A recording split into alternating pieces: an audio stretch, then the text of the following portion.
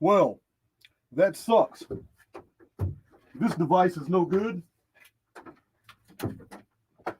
All right, let me know in the chat if you can hear me. I just had to unplug a device.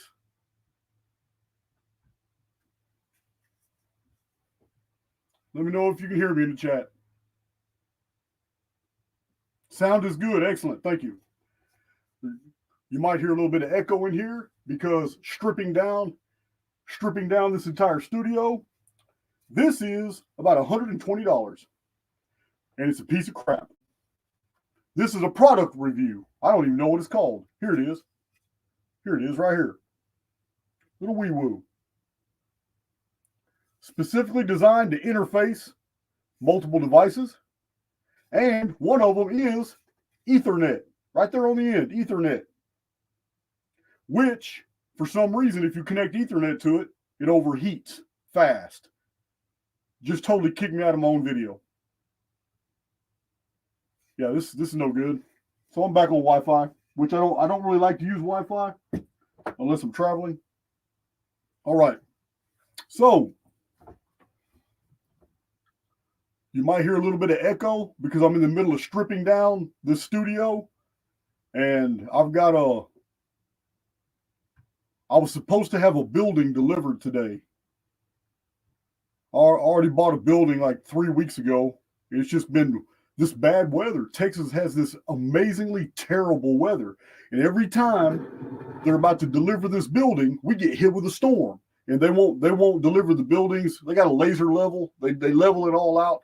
Yeah, I've got a barn here absolutely packed full of materials. Everything I need, all the soundproofing, all the shelving. And it's just nerve-wracking. So I'm just going to do this video in this little studio right here, even though it's been taken apart. The t-shirt, I'm not arguing. I'm just explaining why I'm right. Somebody asked about the t-shirt. Here we go. You say no echo? I hear the echo, but it's good that you don't. But I do have some pretty good sound equipment right now. Archaics Academy. Hey, Pops, I see my dad in there. We were just at the Olive Garden with Big Cole. You guys have seen Big Cole. Archaic Security, huge half giant. In another timeline, he would have been an ogre. He's probably listening. All right. Stole my shirt. That's terrible. My dad's addicted to Temu. He quit messing with Amazon when he realized he could buy 5 times more stuff. I listened to about 35 minutes of the Joe Rogan, and I'm not going to do a review on it. A lot of people ask me to, and there's a lot of people saying don't waste my time. But I'm still going to listen to it all the way through because I'm wondering, is he trying to avoid the Shar controversy? Is he trying to avoid the Atlantis controversy now? Since I've been publicizing this so much, now that he's going super big mainstream. Yeah, Billy Carson's going mainstream, but that's what he wanted from the beginning. He's not about educating people. He's not. His version of education is a Facebook education. It's a bunch of bullshit, a bunch of crap. Joe Rogan used to have high quality guests.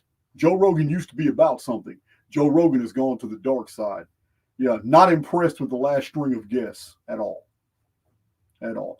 Nor am I impressed with Joe Rogan's dialogue. Yeah, he's 100%. You may as well take a library book off the shelf that's been published after World War II on uniformitarianism, because those are all the concepts Joe Rogan is pushing. Yeah, I'm not on board. Not on board at all. So I only made it through 35 minutes, but in my driving, I'll listen to the rest. I'm just curious to see if he's trying to avoid certain topics now. Because believe me, if Joe Rogan contacts me to go on his channel, as a matter of principle, I will say no. Just don't care. I'm not impressed. However, I will say yes if he says I'm coming on the Joe Rogan podcast to specifically debate Billy Carson or Graham Hancock or Jimmy Corsetti or who else? Who's that holding on to Billy Carson's belt loop? Matthew LaCroix, Greg Braden. Yeah, I'm adding Greg Braden to the list. He's doubling down on that Anunnaki garbage. People living for 48,000 years, Sumerian kingless garbage.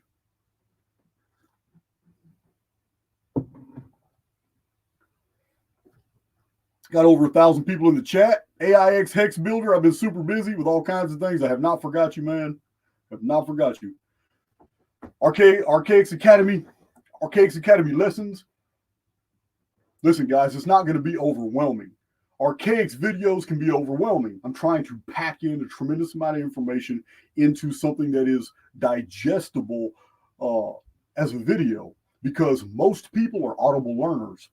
Archaics Academy is not like that. Archaics Academy is something you're going to read, and you're going to have the direct sources. You're going to know exactly where this information came from. It's going to be something that you can always pull out. Anybody who downloads the courses or anybody who pays for Archaics Academy up front, you're going to have the information at your fingertips at all times to be able to silence the BS. Anybody trying to foist some false paradigm, some conjectural, absolute BS, you're going to have the data that completely exposes it.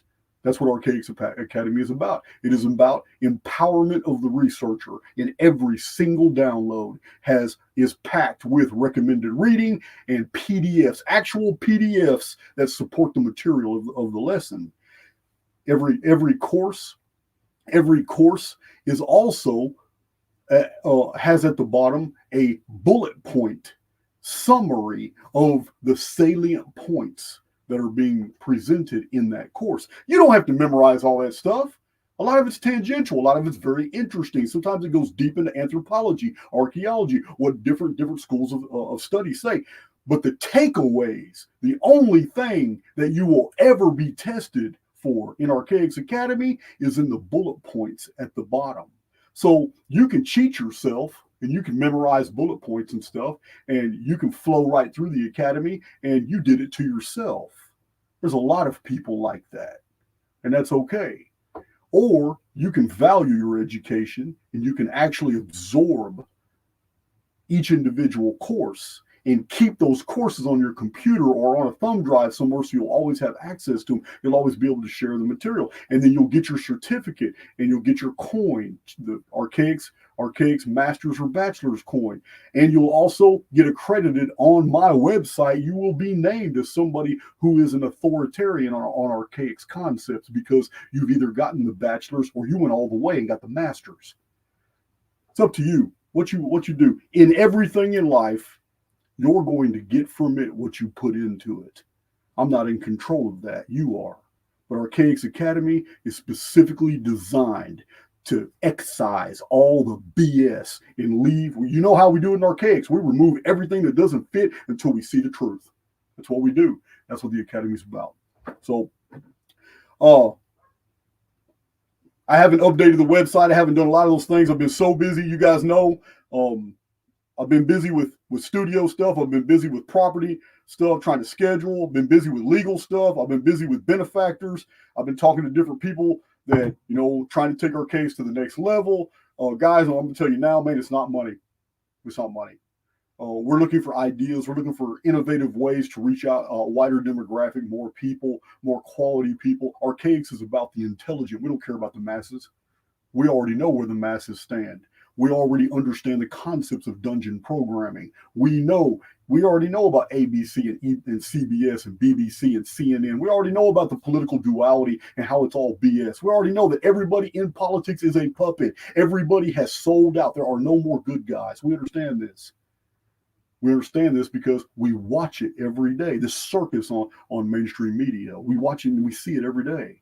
And we know that the truther community has slowly been hijacked, the alt media community. And we have these big, huge platforms that used to never talk about the topics they're talking about now, because alt media has become the new media. So they have to infiltrate, and they do it by subterfuge, and they do it by interviewing and putting people like Billy Carson on a pedestal, an absolute moron. Yeah, you guys already know.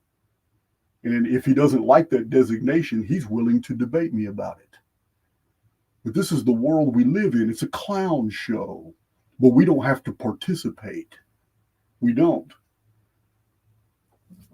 So I'm saying these things because the subject matter of this video is not about the Phoenix phenomenon, Nemesis X object. We're not talking about the dark satellite. We're not talking about cross-calendrical parallels. We're not going to be talking about anything about calendrical isometrics. We're not talking about anything about the palindromic nature of reality. We've covered this in hundreds of videos. We'll do Q&As in the future on that as well. This video, the subject matter is very clear. I would like one of my moderators to copy and paste what the subject matter is, because I put it very succinctly in the description box. We're going to be talking about concepts related to breaking pattern, reality tunnels, the oversoul. We're going to be talking about spiritual concepts. This Q&A is not designed for all the historical deep dives, all the conspiracy theories, all the fringe topics, or those that are, parroting all kinds of false paradigms. We're not talking about the disinfo agents, although we love to discuss those topics. We're going to be focused here on where do we fit in this divine comedy. It's all a stage. Shakespeare was not wrong. This is a stage. We all play our parts. We all fall. We all trip. We all make mistakes. We all get back up and we pick ourselves up, and most people continue on without learning a single thing from those mistakes. But we are specifically programmed to fail. The synaptic fail-safes in our intellectual programming, in our cultural programming, it's all there. We make our greatest achievements in life after we have performed an epic fail. This is how the spirit works. This is what epitomizes the greatest parable Jesus ever spoke. The parable of the prodigal son. That parable embodies the concept of the world. And the Oversoul has two groups of immortals put into that construct. One group of immortals, they blindly obey. They become those who have basically structured their spirituality into compartments of law. They know the rules, they stick to them, they obey them, and this to them is translated as some type of spirituality, this blind obedience to an unseen authority. But the prodigal son represents the other group of immortals that have been put into this construct. In the parable, it's the world. And the prodigal son hears the rules, knows the rules, sees them exemplified in the behavior of his brother and in the dictates of his father. But after a while, he goes his own way. This prodigal son is a free thinker. This is an individual who decides that they're going to go their own way. This is an individual who is very brave, someone who is going to break the mold, break pattern, and do something original, something that was not a part of the programming. The prodigal son goes their own way, and in the parable of Jesus, this prodigal son loses all his money, goes whoring around, gets beat up, loses his clothes, gets victimized in so many different ways after partying and squandering his share of his father's wealth. But in the end, excuse me, he comes back. And when he comes back, the father doesn't throw a celebration and a party for the son who never disobeyed, for the son who never left his side, for those immortals in the construct who obeyed the law. There was no prize given to them. They didn't do anything but blindly obey. But when the disobedient returned back to the father, is given a signet ring, given a new robe. We know what that means in the Christian mysteries. We understand what the new robe means. It means they were given an immortal avatar, something that the temporary avatar isn't even a comparison to. So Jesus's parable of the prodigal son, when we peel back all the layers and we reduce it to its lowest common denominators and we see the story for what it is a story of two groups being thrust into a world. One group blindly obeys the law and they receive no reward. The other group goes their own way, learns things by experience. And through those experiences, good and bad, comes back home. Didn't wander and go somewhere else, but humbled themselves and returned back home in shame, knowing they would be censured by the Father. Comes back home and is rewarded. Set back in, and a banquet is given for them. Every bit of this is in the Christian mysteries. The marriage supper of the Lamb, the banquet of the redeemed, those who receive new avatars, those who have graduated and make their exodus from the construct to move on to a whole new spiritual dimension of experience. Yeah, it's all there. That's the prodigal son. This is what we're going to be talking about. This is the Q&A for this video here. So if you're asking questions relative to other Archaics topics, I'm just going to ignore them. We're staying on topic. This video is for those who are trying to figure out who we are and where we're going. That's what this topic is. I'm going to drink to that.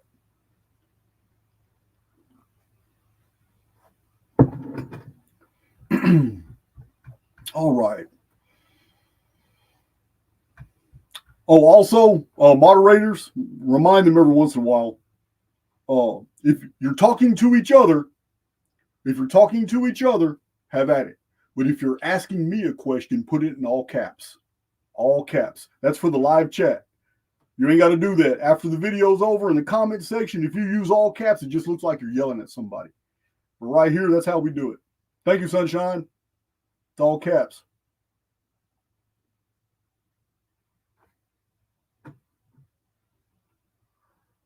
I haven't heard that Seeking Truth. Texas and BlackRock teaming up to form a new stock exchange. I wouldn't doubt it. Texas is a power unto itself. Nobody else can claim to have their own grid. Yeah, let's see. I'm looking for a question.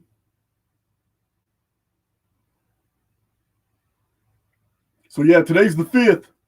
I've already told everybody in an email, or Dawn's emailed everybody who's already paid for the Archaics Academy to save that $244 to pay for the masters. To pay the bachelor price but get the masters. Yeah, all those thumb drives are getting mailed out on the 14th. Those are getting mailed out on the 14th. And on the 14th, we're stopping that because then we're going to be making downloads available on archaics.com. I don't know about that Jen Just, about Joe Rogan's guest pay to go on the show. I've heard that. I don't know if that's accurate because David Nino Rodriguez and I had that conversation, and he has sat in on a Joe Rogan podcast before he was there, and he knows a guy personally that was being interviewed on the podcast, and he didn't get that. He didn't hear that. He didn't hear that from anybody that somebody had to pay. I don't know. I don't think that's true. Eric S. is asking me about Dr. Ammon. I don't know anything about Dr. Ammon. I do know that as soon as he appeared, there was a campaign to inform me about him, and that sent up red flags. I have never seen in my comment section so much activity and everybody telling me about, hey man, check out check out Ammon. And you know what? That's a red flag for me. It's almost like a campaign specifically designed to capture my attention. So it was kind of a turnoff. But I'm not going to let it die there. I'll check him out. But I find it very interesting that, you know, there has been you guys already know the history of Archaics. There's been a few attempts to hijack my material, hijack my identity. There's been attempts to, my identity's been hijacked many times. You guys know there's other channels where they're all stealing all my videos. They're reposting the videos. You guys have seen the videos where I've done book reviews where other authors have specifically stolen my material and passed it off as their own and published those books. Paperback and hardback. You know what? It comes with the territory.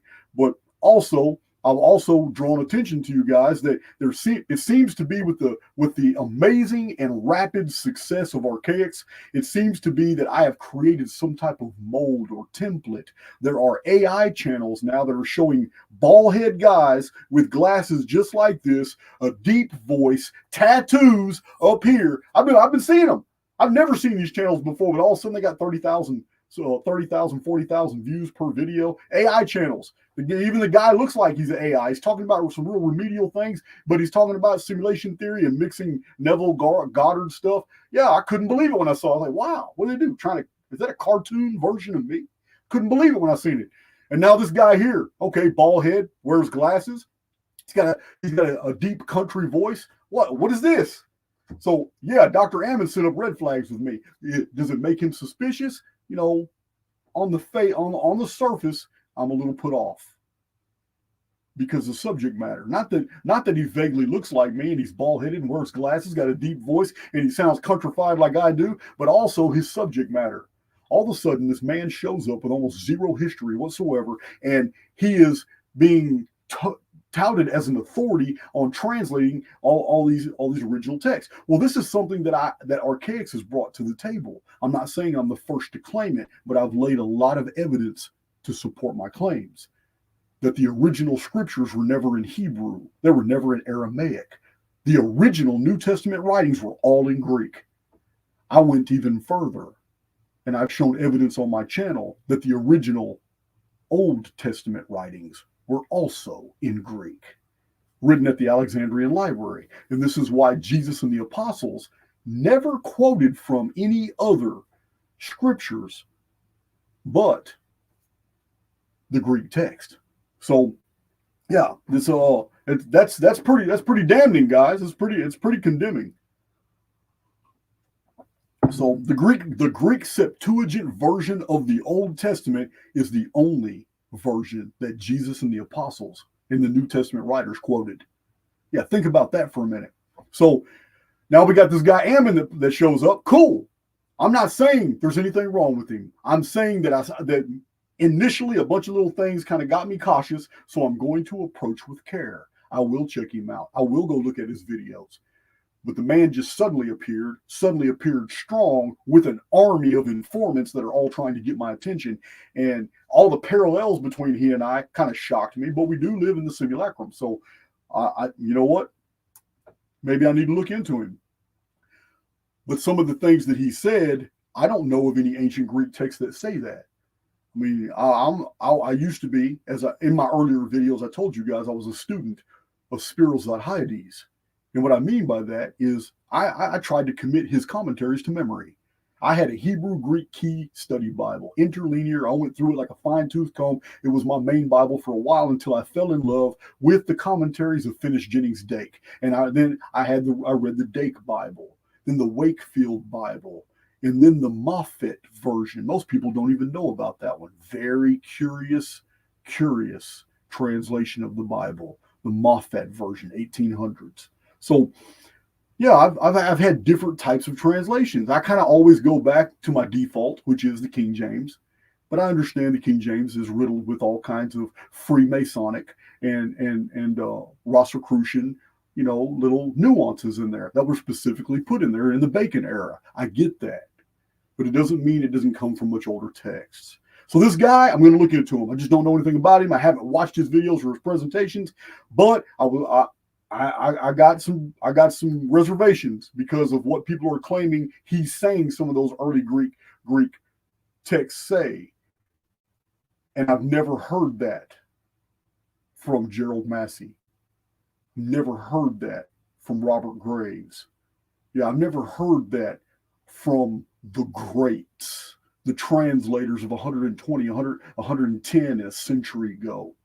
You guys know I'm very well read. I've never seen that in Busenbark. So for it to be all of a sudden put out into the field now, I'm not saying he's lying. I'm not saying he's wrong. I have to know, what Greek translations of the New Testament are you referring to? Where did they come from? What is their provenance? This is what we do in Archaics. We have to find out all the facts first before we make any educated guesses and figure it out. So Ammon, Dr. Ammon is on the table. I'll check him out. He may be the truth. And if so, he'll be on my channel talking about it if he wants to. I don't know. I got to look.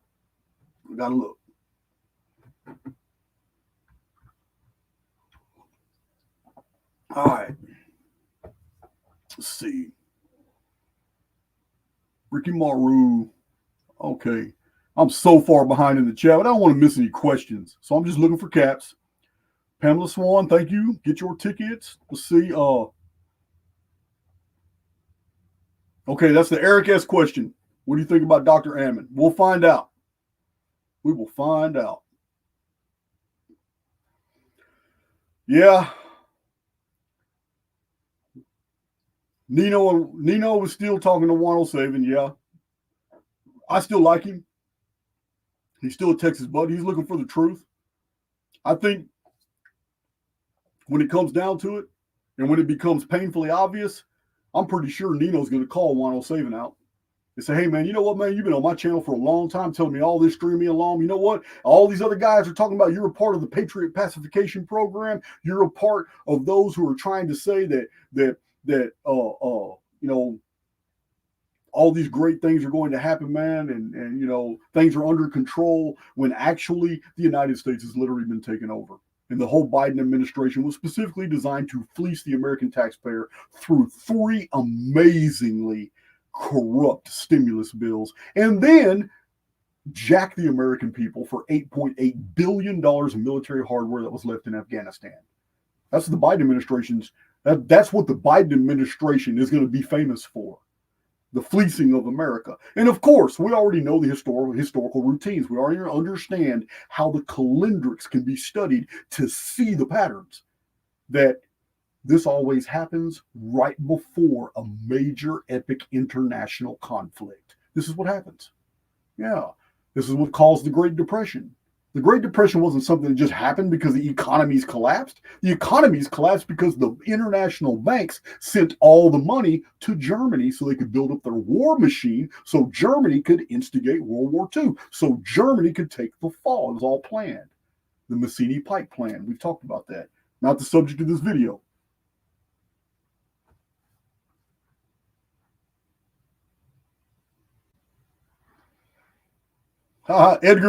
Edgar Friendly, yeah, Billy Carson and Joe Rogan threw a dig at me, huh?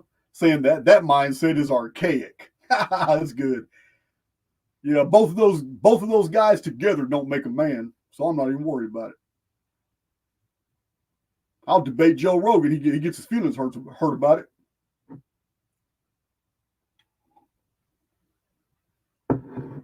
All right, let's see here. 107. All right. Okay, I'm not talking about that. Zetas and their predictions of pole shift within the next 2 years. I'm not talking about none of that. If a pole shift happens in 2 years, it's gonna be a psyop, just like that eclipse.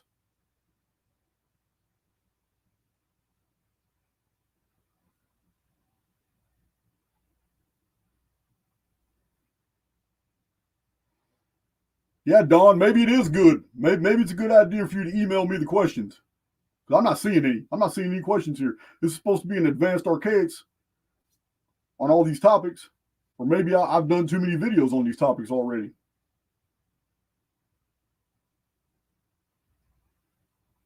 So, wow, not a single question, just a bunch of comments. So you guys you're just here to hear me run my mouth. That's all that is.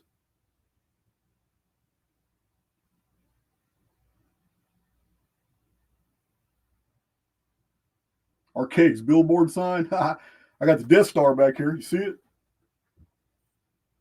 Right here. That's your moon, guys. Look up at the sky at that hologram if you want to. Think that's solid.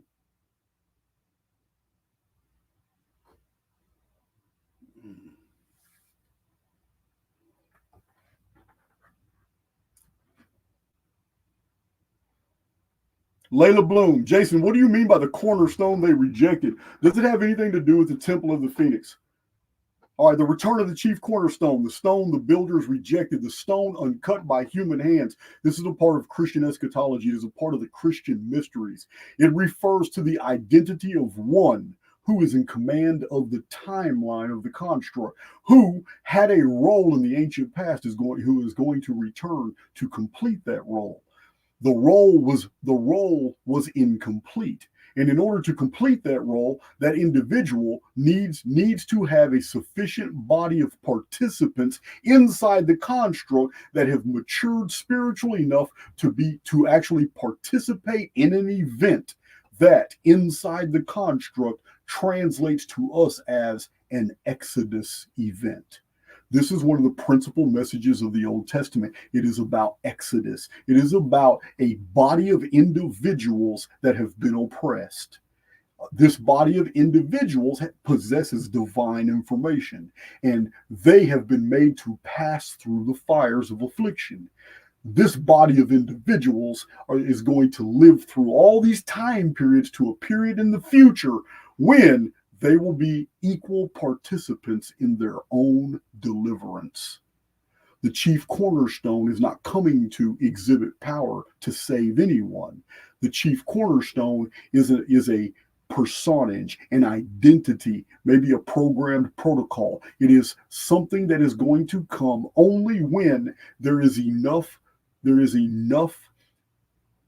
participants to make up a significant corpus, a body of individuals that collectively they're able to activate something.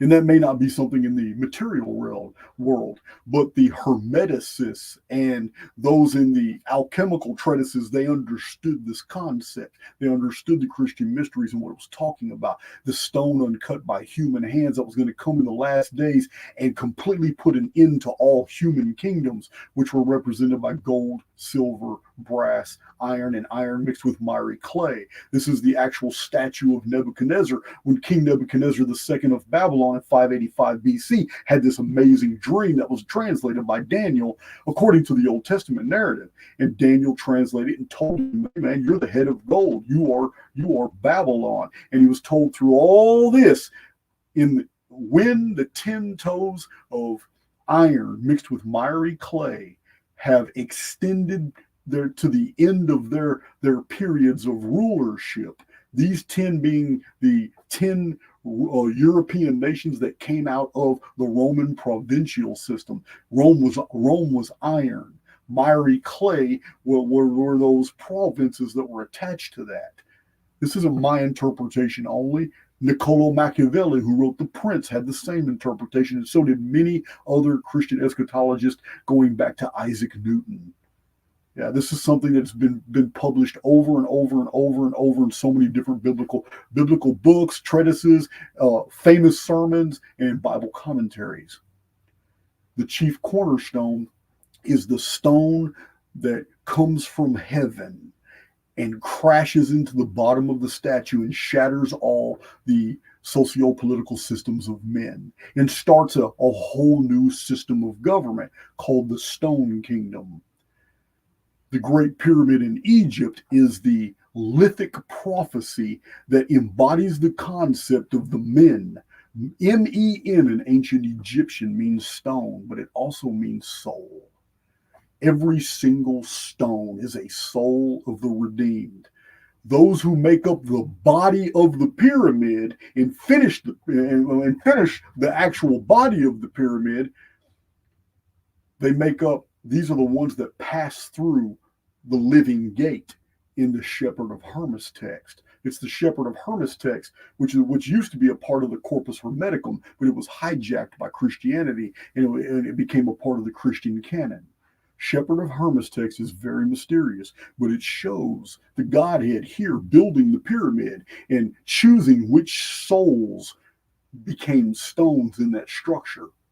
When the Great Pyramid is finished, it's still incomplete because mankind, as immortals living through a construct, are unable to finish the perfection of the monument. This is the stone the builders rejected. This is another title of the chief cornerstone. As the stone the builders rejected, it's been there in northern Egypt for 5,000 years. It's been sitting there. 4,800 years have been sitting there in Egypt. It is an unfinished edifice, unfinished structure. It is the ancient pillar of heaven. It was the Mount Meru of the ancient world. It is a geodetic marker that marked the center of the world, the center of the world's land masses. This has been shown in books since the 1870s.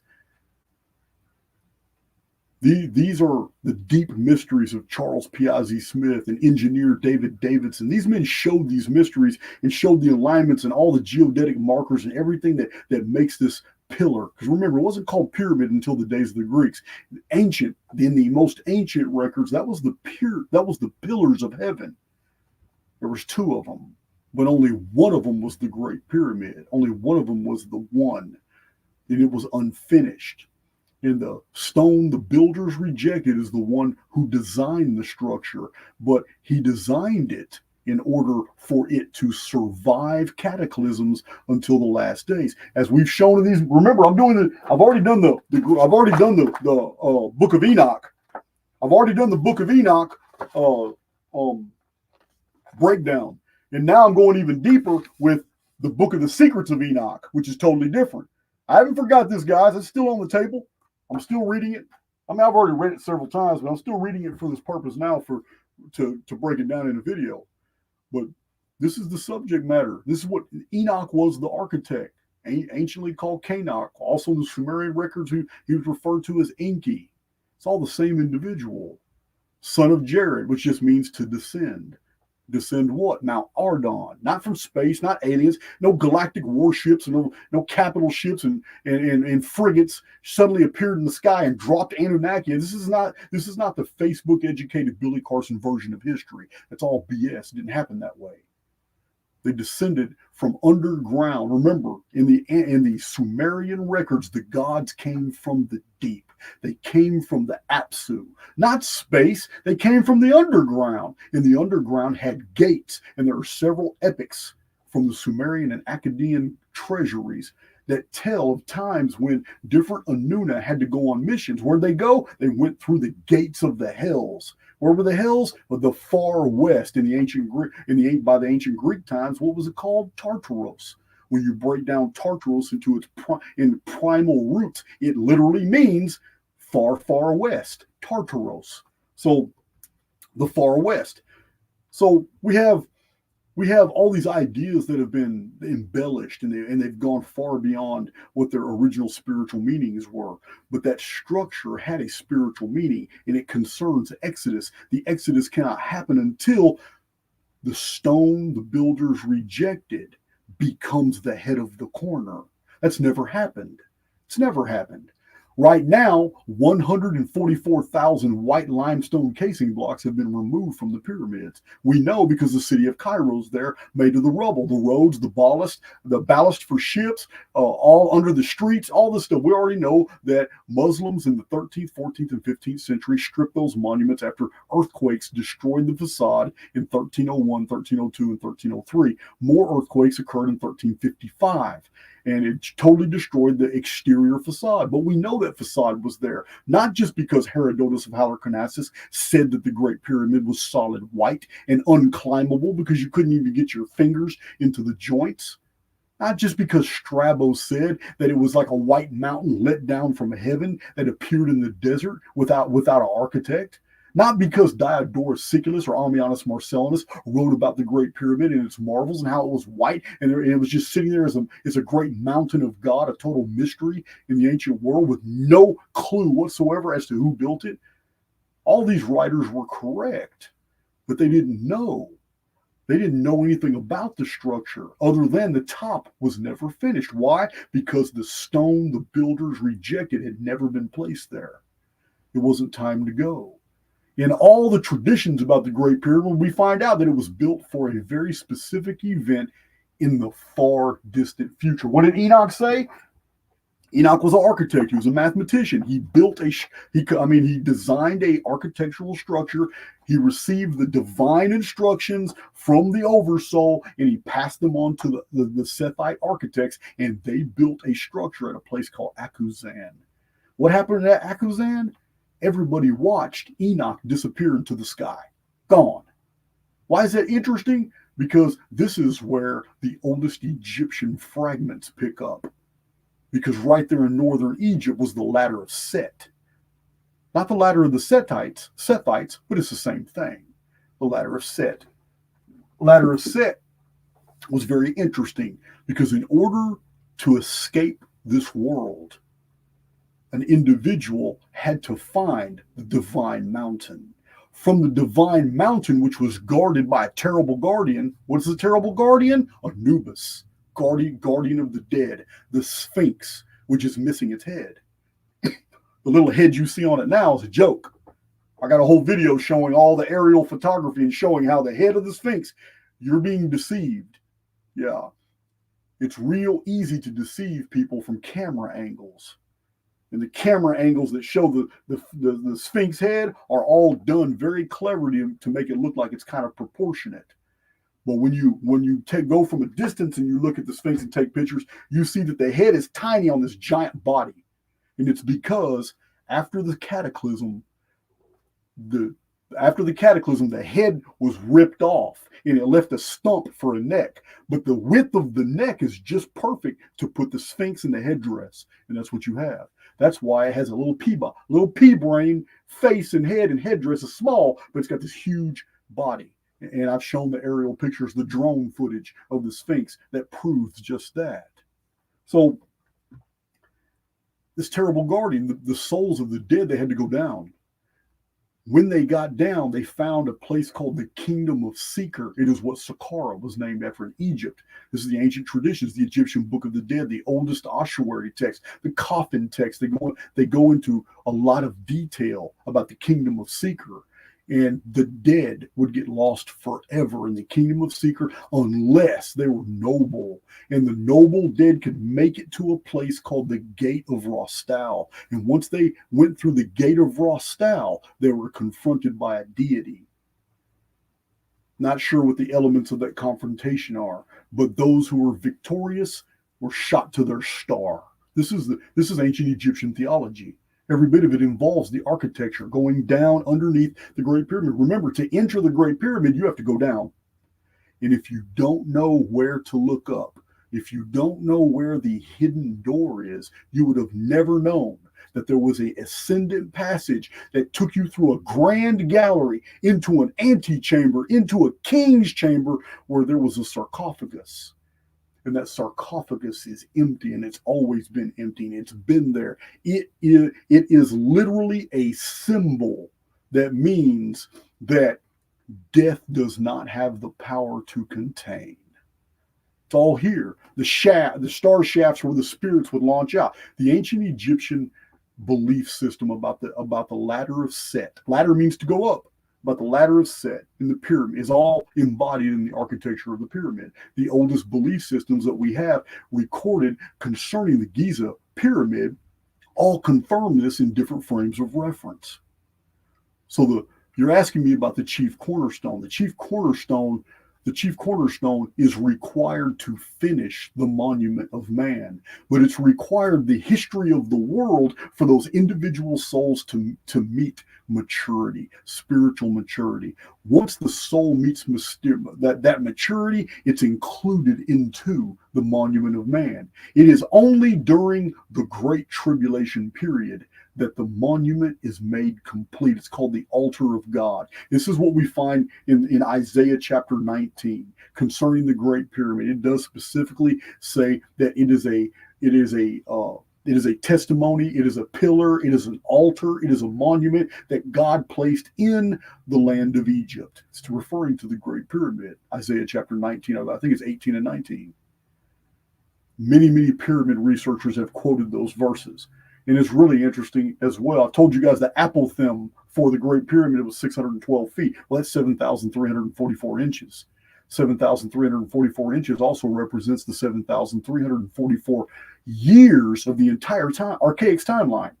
Historical record begins 5239 BC with the Anuna timeline of great years so celebrated in ancient texts.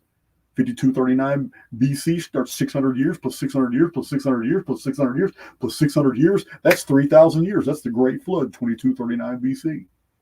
And it continues on. And I've shown this in many presentations. I have a whole playlist about the Anunnaki calendar and all the events that unfolded. You need to get Billy Carson to watch it. So we have this commiseration between the rectilinear dimensions of the Great Pyramid and actual calendars. We have this idea that these calendars are counting down to something monumental, no pun intended. But they are, because the whole structure is literally screaming for us to pay attention to the concepts that are attached to it. And one of those great concepts attached to the Great Pyramid is the fact that there is an exodus of believers who are experiencing something together, and they are fused together as one corpus, as one body, by what they do over a long period of time.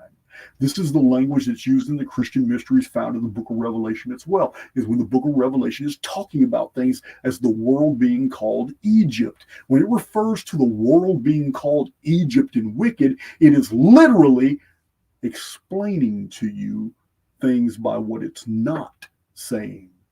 If the world is Egypt and it's explaining that the world has become wicked and fallen, well, that necessarily implies then there are those who are being taken from that world, because that's what the whole reference to Egypt is about. The Exodus didn't happen from Greece. It didn't happen from Harappa. It sure as hell didn't happen from the South American Urubamba Valley of the Inca. The Exodus story always happened from Egypt. So when in the eschatological passages of the New Testament, when it's referencing Egypt, it is talking about the removal of a body from the collective. It's not talking about removing the collective. Something else is happening. This pyramid symbol, this return of the chief cornerstone, this coming in the last days of the stone the builders rejected, or the stone uncut by human hands that descends at the very end of human institutions and shatters all socio-political and religious institutions and sets up a new kingdom called the Stone Kingdom. This is what the Great Pyramid is a lithic prophecy about. And the timing for that is all I've showed you guys in many presentations in Chronicle. We're not going to get into calendrics here, because you guys know I'll never shut up then. But the timing for this is in the Great Tribulation period. We're not in that period yet. We already know that the whole COVID deal was the attack of Apollo Pharmakia. We know where exactly we are in the divine timeline. Every data point and data set that I have released to the public shows beyond a doubt, even to the point where anybody in the world wants to debate that, if they're qualified. I'm not going to just take somebody off the street, just going to run their mouth. But if somebody comes to me with the qualifications and they've got their stuff, they've dotted their I's and crossed their T's, believe me, I welcome that debate. We are in the year 5918 right now. I've shown this by many different species of analysis. It's irrefutable. That's why I'm that confident in any debate on that. We're in the year 5918, and that comes with some really interesting assurances. One of them is, you guys know, we have 16 more years until something pretty amazing happens. Something that's happened multiple times in the historical record, for which I've documented. I have an entire playlist on the Phoenix phenomenon, but I can't get into it because we're not going to be talking about that here. But it's very relative to the seals. We're in the seals period right now. And you guys already know, the first seal unfolded so perfectly that anybody who has eyes to see can now see. Apollo Pharmakia appears on the horse. Those who have sworn the Hippocratic oath were used to poison the human family. Yep, it was done with a toxin. It's all there in the first horseman in the original Greek. It's all there. And in the second horseman was designed to take peace from the earth with attacks against infrastructure and knives, small arms warfare. That's right. And it's racial. It's all there. All the cognates and all the inferences are there in the Greek. And I've shown that in a video as well. This is what's erupting in 2024. This is what we've already seen happen internationally, but it's going to happen to a much greater degree. And we already know that this long-term planning of those who are literally trying to fulfill all kinds of apocalyptic events behind the scenes, these rich billionaires and these elite, they're following the Greek Olympiad calendar. All this has been shown on my channel. But this is all designed to get people with those with eyes to see. It's not worried about the collective. The seals are not worried about the seals aren't even about the collective. The seal period isn't even about judgments. It's not even about judgments. It's about waking people up. And when the first seal broke in early 2020, what started happening? The whole world started waking up. Yeah, I told you guys earlier this year. I told you when Apollo Pharmakia was given his crown, the corona, that was the little ring around that eclipse. You already know the Olympiad year begins April. So everything's come to pass exactly. The astronomy lines up perfectly with the astrology. The astrology and astronomy combined line up perfectly with the eschatology. Every single bit of it is showing where we're at. And these match up absolutely perfectly with the chronology. So the return of the Chief Cornerstone is still quite a ways off, because you're looking at the year 2106 AD. Now it sounds far, 2106 AD, but in the tribulation period, something harrowing happens. 20 whole years are shaved off the calendar because time collapses. This is 2046. This is the end of the Mayan long count. This is what happens to introduce the quickening. Remember, in the trumpet judgments, 1/3 of the day, 1/3 of the night, 1/3 of the stars, 1/3 of the moon, 1/3 of the sun, 1/3 of mankind is eliminated. If you were to remove 1/3 of all those elements, you have a world that is now 243 days. You have a year that is now 243 days, not 365.25. You also have a day that is no longer 24 hours, but is 16 hours. And this completely lines up with the prophecies in 1st and 2nd Esdras, where it talks about these great changes. It lines up with the Mayan long count. Every bit of this. We're getting into eschatology. The return of the Chief Cornerstone is after the period of judgment. It is after this great tribulation. We haven't even entered the great tribulation yet. We're waiting this year for a major event, probably during the Olympics, for the second seal to unfold. And many of the things that were predicted right here on our Archaics channel on the first seal have already come to pass. Remember, earlier this year, I specifically told you guys that in the 40-day period after the eclipse, you need to expect some major disclosures about the whole COVID vax narrative. What has happened? Amazingly, in this 40 days after the eclipse, that's exactly what happened. Major networks, all kinds of huge news. I'm not talking about alt media. Alt media has always been telling the truth. I'm talking about mainstream media now is doing all kinds of disclosures. And I told you, the disclosure itself is a part of the event, because it creates more divisiveness between those who did not participate in that program and those who did. That's what it's all about, creating divisiveness. Yeah, whole families have been ripped apart behind that. So, I'm losing track in this deal. The Chief Cornerstone is connected intrinsically to the idea of the Great Pyramid. The Great Pyramid is connected to the idea of a body of initiates, spiritual initiates who have passed through the fires, who have gone through the correct gate, who have received their divine inheritances, but they haven't received their exodus yet. They're still here, still living through life sims, waiting for that exodus. And in the tribulation period, there is a time when let he who be evil still. When that is fulfilled, that is when the number of the souls has been made complete. How do we know this? Because now something else is introduced into the field. 144,000 holy ones begin informing and teaching everybody in the world what exactly is transpiring. It's not going to save any of them. They now get educated by 144,000 very spiritual humans who are, for a period of times, maybe 3.5 years, are completely untouchable.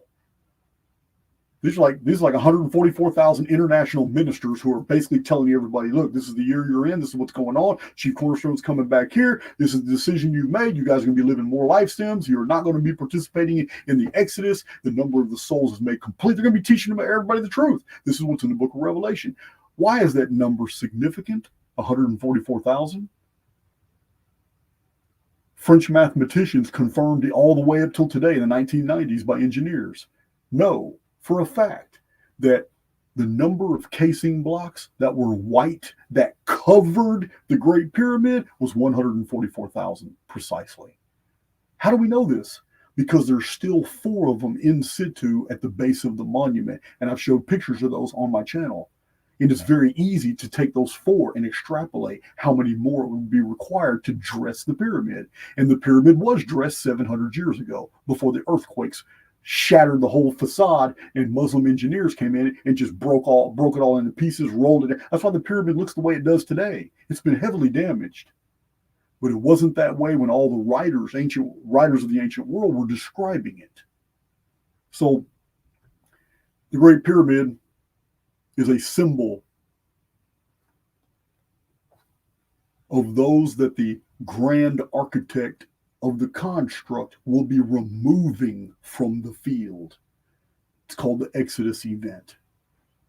After the Exodus event transpires, there's going to be a period of time when those who are left behind are going to be educated in all kinds of different matters.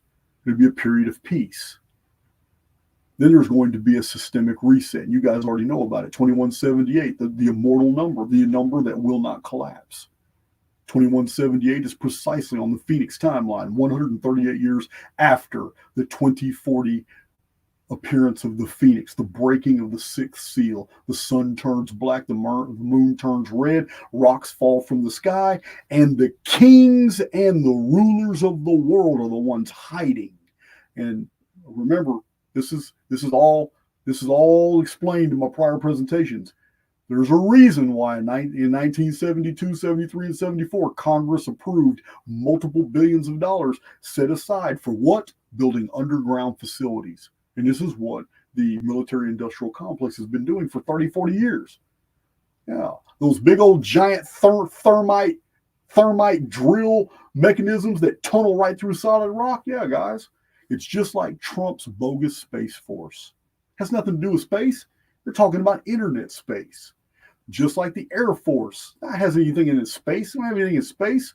All those tunnel machines are U.S. Air Force vehicles. What's the Air Force doing underground?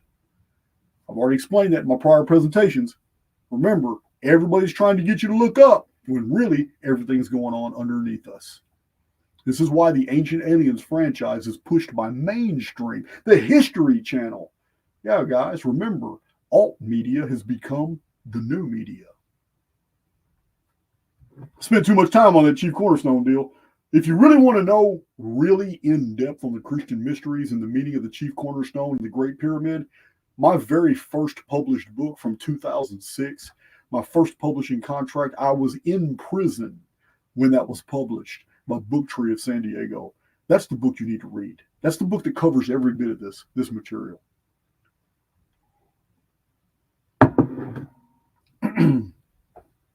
And it's packed. You're only going to read about one chapter at a time.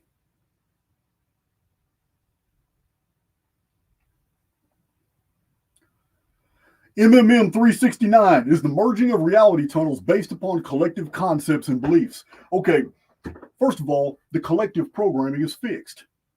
It's absolutely fixed. Listen, I've had a lot of critics come to my channel trying to intellectually trick me on different points, saying really dumb things, like there are no truths. There's nothing that's true. Everything is falsified. Listen, first of all, dogs are canine, and I know that lamp is hot.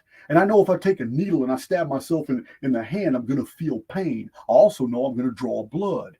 There are many universals that are universal for everybody here. The dictates of the construct and the collective are fixed for everybody. I know damn well there isn't a single one of you listening to my voice that can jump off a 30-foot roof and not get hurt. It's not going to happen. It's not going to happen. Because there are many things inside the construct that have collective programming that affects everything in the field. That's the collective.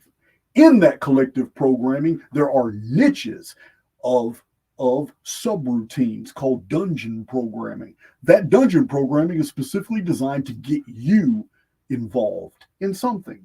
You want to be a Republican, they'll give you Trump, they'll give you 2 or 3 choices. You want to be a liberal, they'll give you Biden, they'll give you a couple other choices. Actually, I mean, they've switched things around so much, it becomes so corrupt. I mean, most people think Trump's Republican. They think that Tulsi Gabbard actually switched from Democrat to Republican. God, it's all set up. It's all bait and switch. Now, I wouldn't be surprised if Trump comes back as president and vice president is Tulsi Gabbard. And everybody's like, oh, yeah, well, we got our heroes. You don't even realize just a few years ago, Trump was a liberal. And before that, Trump was a Democrat. Tulsi Gabbard was a Democrat. I don't even give a damn about politics, but it's very easy to see all the bait and switch tactics. How the media just forges and makes all these heroes. The only time I have ever voted in my life is when Texas gave me back my voting rights after 26 years in prison. You guys know the story. You guys all know why I went to prison. And if you don't, hell, my trolls will tell you. But you know what? I voted for Trump because I believed that he was the right candidate. I was proud to vote. I was very patriotic in 2020. And then the whole COVID thing just happened. And I started paying attention to the details. I started paying attention to everything. And yes, I had to grow, I had to mature out of that paradigm. And now I realized it was all polarizing. It's exactly what they wanted me to do. It's no different than the blues and the greens in the ancient Byzantine Empire.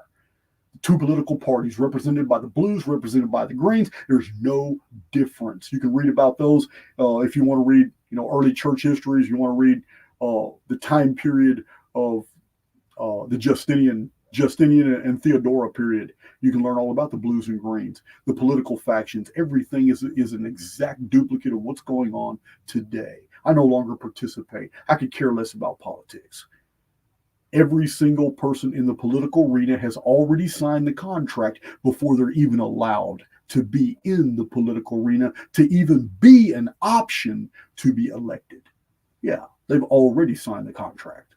So I'm not involved. I'm not just done with that. So I'm MM369, the reality tunnels. Reality tunnels don't have anything to do with the collective programming, the dungeon programming. Dungeon programming are niches that basically the system, the AI system operative here, doesn't need to expend a lot of energy on a whole collective body of souls that are all believing into a certain paradigm. If that energy has already been accounted for, that feedback loop has already been created of programming. It doesn't take a significant power source to continue to perpetuate programming that is already long established. Also, the actual energy siphoned away from the very souls participating in that helps fuel the feedback loop. That's why it's so hard to break away from that Southern Baptist programming. That's why it's so hard to break away from that Hindu programming. It's so hard to break away from the polarization of liberal, Democrat, Republican, conservative. It's so hard to get out of that and look at it objectively. Those that do are errant. Errant isn't a negative connotation. Errant means you are in error from the perspective of the control systems. You're in error. You're an anomaly. You're not participating. Therefore, the construct, this AI field, has to knit for you reality tunnels that'll still be believable. You're going your own way. Because you're not participating in dungeon programming, now the construct has to create more reality for you, a whole reality tunnel that's believable, and it has to expend a lot of energy doing it. You've become a problem. And what it's going to do initially is try to shepherd you into a different dungeon protocol. Negative default programming saturates the entire field. That's why dungeon programming is so powerful. It's not something that's very difficult to create. You can create dungeon programming out of anything. You get a collective into agreeing into a certain series of facts to be true, and then they're all glued to that, and they basically become a whole new phenomenon within the field. But if you are a free thinker, if you're going your own way, if you're testing the spirits, if you're doing all these things, then the construct can't not create for you a reality. It now has to go through your entire past. All the processing power is there. It can extrapolate by 1,000 different things you've done in the last 24 hours, what's on your mind right now, and it will knit for you those circumstances in the future. It will knit for you all the hurdles, all the stumbling blocks, all the problems, all the lures, all the shiny baubles. It will knit for you all the things out there so it can study you and extrapolate. Okay, what is this soul trying to do? And it will continually knit these reality tunnels to you until it figures out what your trajectory is. And once it figures out your trajectory, it's going to build for you a world. It's going to introduce other people following other similar reality tunnels. Why? Because coalescing decreases processing power. The more souls that are entertaining the same parts of the field, those parts of the field use less power than the individuals going all their own way. The construct is all about the conservation of energy. It too suffers entropy. Remember, we're only here for a finite time. We're not here indefinitely. Even our avatars, which belong to the construct, your avatar is not yours.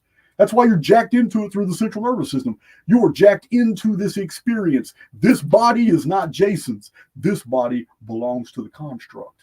Jason is the immortal spirit within who spent a lifetime of effing up, of learning from experiences, of moving forward, of tripping, getting back up, dusting myself off, seeing other spirits in the same deal and lifting them up.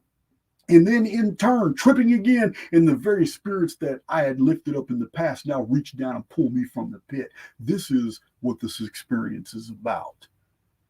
Finding those other kindred souls and giving them the benefit of your experiences and energy, and reaping from them the benefit of their experiences and energy. This is what this whole soul journey is about. But this is done as a soul journey, not as an actual journey. Remember, this isn't a real experience. Everything we've learned from the quantum mechanics, we find that nothing really is real. You can't magnify anything and find anything of substance. The more we magnify anything, the more we find that empty spaces of vast distance are between what are not solids, but oscillating fields. If oscillating fields are the only thing that's real and empty space is what's connecting and interspersed, when we magnify all things from titanium to fire, it doesn't matter. There's nothing actually there. The reason we feel it's there is because it's crystallized through our five senses. Our five senses are filters governed by what? Our central nervous system. This avatar is ingenious because it allows an immortal spirit from somewhere else to come into it and use it as a skin to experience the very world that skin is connected to. Because the immortal within isn't connected to any of this. And this is why we feel this disconnect all throughout our lives. Dungeon programming is a reality tunnel that is so crystallized and fixed with so many participants that the feedback loop is basically guaranteed now. It's guaranteed. And those few that escape that feedback loop are those who come out of that Republican conservative mindset. They're the ones that come out of that Mexican San Judas Tadeo witchcraft mindset. Participate. There are those that come out of that rigid, compartmentalized, holier than thou Southern Baptist concept. You come out of that. That's how I was raised, guys. You already know. First 40 years of my life, washed in the blood of the Lamb, twice baptized, believe my Bible thumping, arguing with people about the Bible. You already know my story. That's who I was. But that's dungeon programming. I had only deceived myself that being able to use the word of God as a sword actually made me spiritual, as opposed to my actions toward others in the field being true measure of spirit. Huge difference.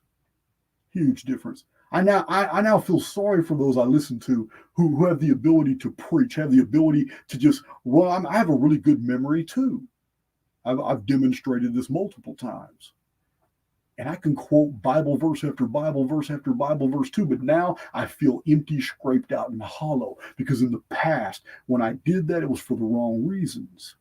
It was because I thought that I was demonstrating my connection to the Oversoul, God, the Godhead, whatever you want to call this entity, by what I had memorized from a book I thought was written by God, but instead, come to find out, was written by inspired men. Doesn't change the dynamic, but it changes how I view my relationship in the construct with others now. And I see that I was blinded in this type of species of dungeon programming. I had been blinded to believe that I was the son of the Father that never left. That's who I was. When I was a Christian in Southern Baptist programming, I truly believed that I was that individual. This is who I was. I was the one who didn't disobey, who stayed with the Father, who didn't go out and discover anything because I didn't need to. I could trust the Father. Father said, obey. He must know why. So I didn't. But in the end, it wasn't the one the Father was looking for. I had failed the divine test. The prodigal son was the one the Father was looking for. He's the only one that was rewarded. The one that went their own way, became a free thinker, did everything, experienced all kinds of things, tripped, got back up, and in shame came back home and faced the Father, and then was rewarded when he came back home. That's who I became. That's not how I started. So my relationship with others in the construct has become spiritual because I now see that in every divine spark that I come into contact with, I'm only finding other versions of me in the field. Yeah, some of them have some really beautiful avatars, but that's all it is. That's all it is an avatar. It's the immortal within that matters. Now, I'm referencing a book I wrote. It's my best-selling book. I hardly ever plug it. But this is the subject matter of this video, Awaken the Immortal Within. This is a book, very small, but it doesn't need to be big. I tell you guys all the time, the greatest truths are succinct, the greatest truths are told concise. There's no reason to extrapolate. In fact, anytime you're trying to explain something very complex and you can't do it in simplistic forms, you're either lying or you don't know your material. And I'm not going to be accused of either one of those. So I spent too much time on that question. It's reality tunnels. Well, you know what? Reality tunnels is the subject matter of this video. So let me get in deeper on reality tunnels. Okay. When it comes to the collective, it's fixed. I told you guys, dungeon programming feedback loops are there for you everywhere. You can participate in them in mainstream media, gives you all kinds of options every day. You're saturated with them. But you do not have to participate. You can go your own way. And if the last 17 and a half years, you've had the same partner Your kids have now grown and gone their own way, and you're still in the same programming, and suddenly, without explaining to anyone else in the field, you do something different. You don't tell anybody what you're going to do. Just do it. If you've gone to a bakery to get your breakfast or bread multiple times, and it's a routine, if you have a certain routine that you do every single day, this is knit into the programming of your existence. It becomes mundane. Your life essentially becomes boring. You're in a rote experience over and over and over and over. That's what feedback loops do. They become so normal, they're boring. And you wonder why everybody else has all these exciting lives and stuff. But you break pattern and you go somewhere else. Don't go to that bakery. If you drive a certain way to school every single day and you've done this for 2 or 3 years, break pattern. Inexplicably take a totally different route. And then pretend that you're acting normal, and the construct is going to go into overdrive, knitting for you new experiences, trying to figure out what's on your mind. It's going to throw carrots everywhere. It's going to try to see what you bite onto. It wants to know. Remember, we are being observed. We are always observed. You are always being watched. You are being studied. It knows you and can extrapolate your next moves, and it seems like it's predicting the future, and it's not. Tremendous amount of data based off all your activities of the past can be used to extrapolate your next series of events in the next few minutes. And it can build this holographic realm around you as you experience it. We know that it F's up. We already understand that it F's up. These little genetic synaptic fail-safes are programmed in our psyche. Our brain is a filtering system. It's not a knowledge store. It doesn't store knowledge. Knowledge is in the field. Remember the research of Ishak Bentov. Knowledge is in the field. Many different people have discovered the exact same thing at the exact same time in opposite hemispheres of the world. Many times people have written books who have never had any contact. There was never any influence from an outside source. People who were isolated on islands in different parts of the world would come up and write a book, and these books would be published around the same time, and they're literally the same story, just changing the names of the figures. This has happened. It's been documented in mystery channels over and over and over. Information is in the field. The brain is a receiver. Because information is in the field, it can be obtained. The genius of a true researcher is someone who can tap into the field. Remember, intuition is the predecessor of knowledge. We always suspect something is true before we actually have the evidence to support it. Happens all the time. You guys have seen this unfold during the middle of some of my presentations. You have seen this principle unfold on my channel over and over and over, where I have suspected something to be true, only to later come out and pull out an old book and show you guys where I was right. I'm not bragging. I'm demonstrating a point. Ishak Bentov's research in Stalking the Wild Pendulum and A Brief Tour of Higher Consciousness is something everyone needs to read. I know many of my moderators have read those books. Most of my moderators are very well read. They read almost everything I plug. But I studied Ishak Bentov's works. And he provides all kinds of personal experiments that you can do to prove that information isn't in your head. It's in the field, and you can pull it and you can draw it to yourself. Yeah, you think that you're thinking a lot of your thoughts, and you are, because the immortal soul within is able to think. Yeah. The only thing the soul can do is think. And the only product of thinking is thought. And those thoughts are absorbed into the field. Ishak Bentov's work is deep, guys. It's awesome. But it only supports older writings like the Door Lectures of Edinburgh, Thomas Troward, Judge Thomas Troward. Yeah. Thomas Troward is like one of my favorite authors of all time. He was a judge. I've quoted his books many times too. Book Tree Press in San Diego has 2 or 3 of his books. Cheap paperbacks. Best money you'll ever spend. But Thomas Troller's great. Oh my God, I'm so far behind in these comments, guys. So reality tunnels. This is a really good question, but you asked about the collective as well, or you inferred something about the collective. So if you don't like the collective programming and you don't like your life as it is, then you need to knit for yourself your own reality tunnel. And you can do that. It's the co-creator relationship. But in the co-creator relationship, there's a dynamic involved that almost stops everyone from getting what they want. And that is the idea that they have to do all the work. That's not what a co-creator relationship is. You're a mental architect, and the blueprint is all in the field. And anything that you want, I've showed you guys hundreds of examples of me bringing into my life the very things I want. Yeah, I'm not perfect. I'm always going to make mistakes. I'm not perfect at all. I've made mistakes in the middle of videos, and you guys have corrected me. But that's what it's all about.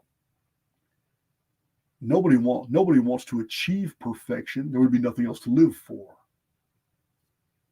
But to create your own reality tunnels requires you to take the initiative, to build the mental construct. What is it you want? Once the field understands exactly what you want, it automatically begins knitting for you circumstances. It brings things into context. It moves variables in the field that are far from you. That you would have never put these together yourself.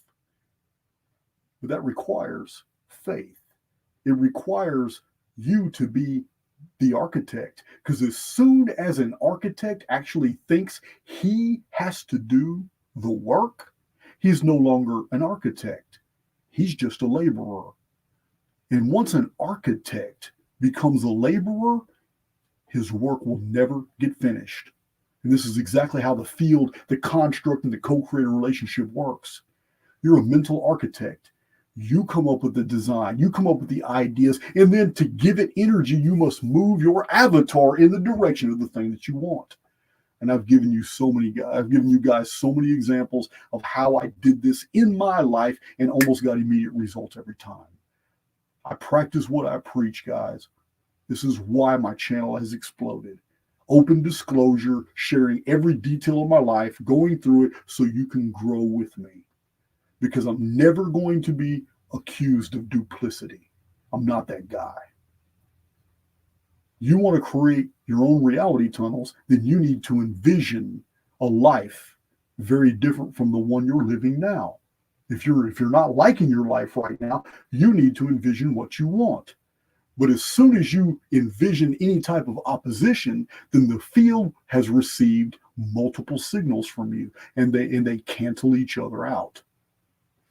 If you think opposition is going to appear, then opposition will be knit into the field. If you think a lot of time is going to have to pass in order for you to receive the things you want in life, then time is going to have to pass. And then when you think you're about to get it, more time is about to pass because you have created an indefinite infinity. It's never going to end. It's always going to be. More time is going to have to pass.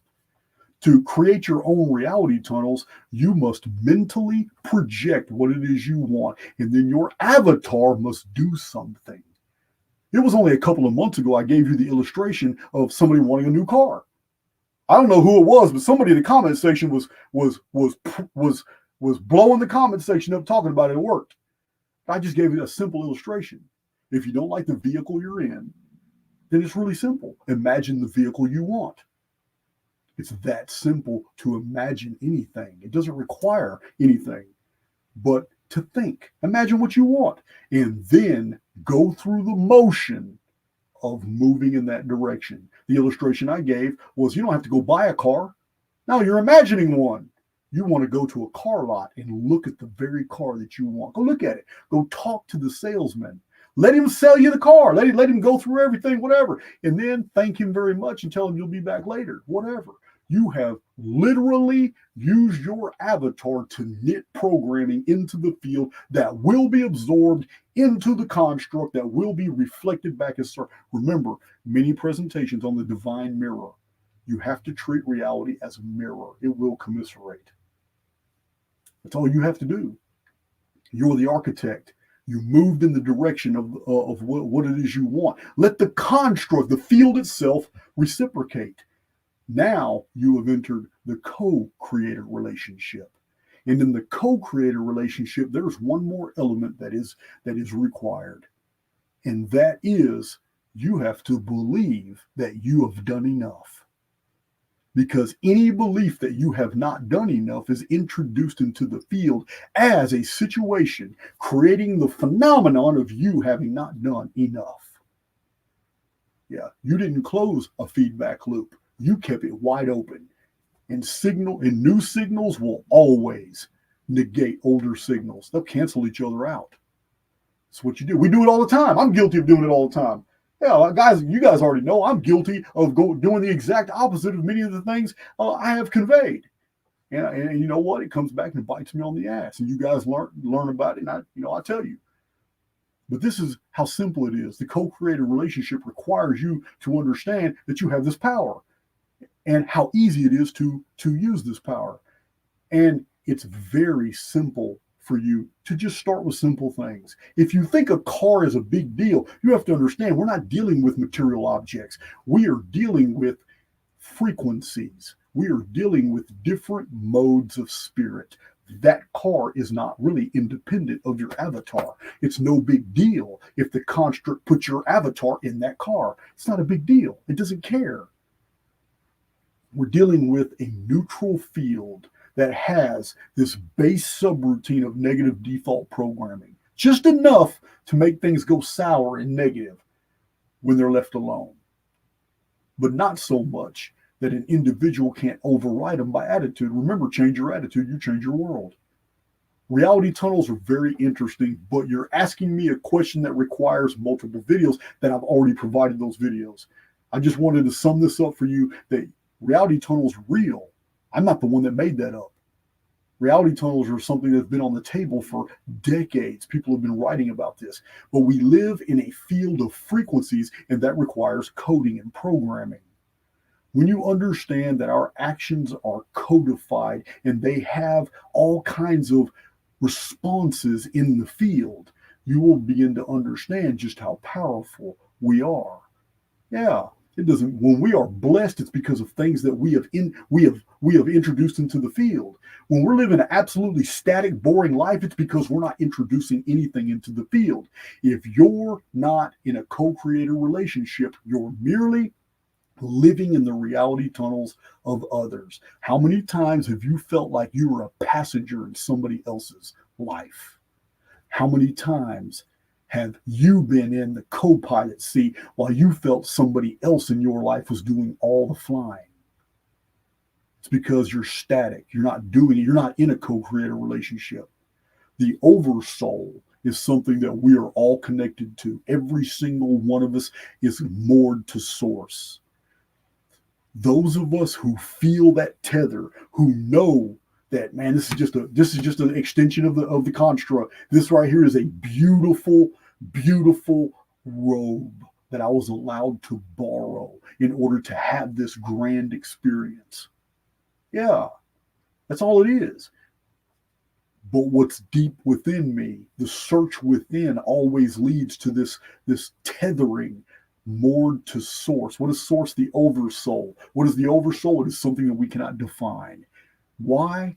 Because it requires objectivity, and we can never be objective when we are subjected to a false construct, a false reality, blinded by all kinds of programming that keeps us from seeing what we really are. And what are we really? We are pieces of the Oversoul sent in to experience things individually so we can gain and acquire this amazing series of experiences in the collective. Because we're going to be taking our memories with us. They're a part of us. We're not taking our bodies. Remember the Christian mysteries. To he who overcomes, I will give him a white robe. To he who overcomes, I will make him a pillar in the temple of my God. Yeah, that sounds real poetic, doesn't it? But when you break down those symbols, you find out, wow, a pillar in the temple. Well, in ancient Near Eastern temples, the pillars are where all the divine knowledge was. You wanted to read the histories of the world. You wanted to read the dynastic king list. You wanted to see the difference between pharaonic and dynastic and throne names. Read the temple walls. Read the histories of the people, the cosmologies and all that. You want the real spiritual, priestly, coded information? Read the text and look at the effigies on the pillars. Pillars. Sumerian prisms were pillars. Pillars were what contained divine knowledge. I will make you a pillar in the temple of my God. I will make you a repository of divine information. This is what's in the Christian mysteries. That's how you break that symbol down. To he who overcometh, I will give him a new robe. Yeah. Prodigal son. Not the son that stayed and always obeyed, but the one who left and learned the world for what it was and experienced everything and came back with real knowledge, not blind obedience. Came back with real knowledge, came back, embraced his father, and received a ring and a new robe. That new robe is the new garment. We already know from the Egyptian Book of the Dead. We already know the Egyptian Book of Two Ways. We understand what the new robe means. The new robe is a new avatar. And that new avatar is not restricted to the avatar that you borrowed from a construct. That avatar is awesome. And the powers that avatar has is in conjunction with what your experience is and what you believe to be true and how you spiritually grew in your life sims through the construct. So if you want to build a good reality tunnel, I would start small until you start proving to yourself just how amazing this mirrored reality. I call it the divine mirror. It truly is. Because it will always reflect back as circumstances in your life exactly what you're projecting. That's what it's going to do. Yeah, we're all going to have our ups and downs, but we can reverse those circumstances. All you have to do is start small. I've already given you hundreds of examples of my life. My life's an open book. But in your own life, I don't care if you're listening to me in Pakistan and you're not Christian. It doesn't matter. The Christian mysteries were for all. Remember what I've explained to you in the Greek. Yeah. The spiritual teachings were attached to the tribe of adoption in the last days. The tribe of adoption, remember, the ancient Israelites were assimilationists. And under the doctrine of the tribe of adoption, all peoples shared in the spiritual inheritance of Israel. It's not like the Jewish version that they are the ones that get saved and they become the kings and lords of all the other races on earth. That's their utopia. That's what they're trying to build. That's what the demon out of the burning bush taught them and promised them. And they're living that out. They do that. They're in that feedback loop and it works for them. Look what they're at today. Look at all they've accomplished today. But for the others, for those who want to go their own way and become sons of adoption, it's all open to everyone. There was no one excluded. This is the beauty of the New Testament eschatology and a study of the New Testament writings. Two huge and very different messages, because there are two different spiritual types that are in the construct, and they don't get along at all. At all. You need to figure out which one you are. So let me get to my next one. How much time have we been talking? Oh, look at that. Look what time it is, guys. 1 hour and 38 minutes. Imagine that.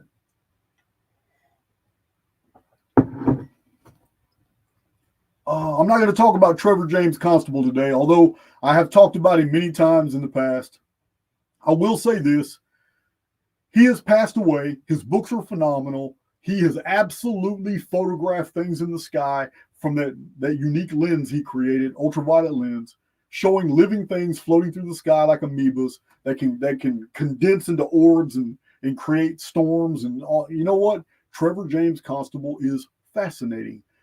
But if you contact Paul Tice of Book Tree in San Diego, you'll find out that somebody has gone farther than Trevor James Constable, followed in his footsteps, and even has Constable's blessing before he died. And he's got some fantastic pictures. He's got his own book published. He just basically followed in his research. I can't remember the guy's name. Paul Tice told me. I've been meaning to look into that too, because I have talked about Trevor James Constable.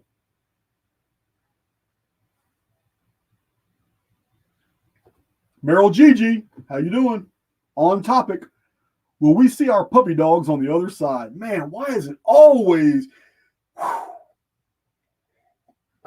Okay. So basically, Meryl Gigi, what you're asking me is that beautiful little doe-eyed puppy dog, is that just an extension of the coding of the construct that's designed to make this a believable experience, or is that a real soul at another stage of development? Okay, I'm gonna tread on thin ice here, because you're asking me a first principle question, and I've called those out in the past with people. You're basically asking, it's almost a question such as, who is God? So, oh man, I got to be careful here. First of all, in the past, I've got past presentations where I have explained that I have the opinion that I have a deep belief, but it's still an opinion. I have this belief that mammals have souls, that mammals are maybe undeveloped souls that have not yet matured to the point that when they enter the construct, they're human. They can become human. They're not at that point yet. Now, I don't like talking about this, Marilyn. Man, you sure get that knife under my ribs too. Your questions. I don't like talking about this because it's conjectural. But you're asking me for my opinion. So my opinion is they do have souls. My opinion is that they are not the same souls that we have. They haven't reached that stage of development. Are they connected to source? Yes. They nurture their young. They do all kinds of things. And yeah, I can understand from a uniformitarian perspective, there are going to be scientists and there's going to be biologists who try to explain the nurturing and the love for the younglings and all that as being just a part of their genetic programming. But there's something more to that. There are deep connections between humans and mammals. We've seen that between elephants and elephant trainers. We know elephants are far more intelligent than we've imagined in the past. We know that same intelligence extends to whales, dolphins, porpoises. So mammals seem to be spiritual. Yeah, I get it.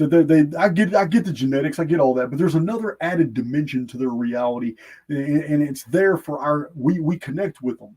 The reason I don't like to talk about these things is because Archaics is fundamentally a chronology-based research platform.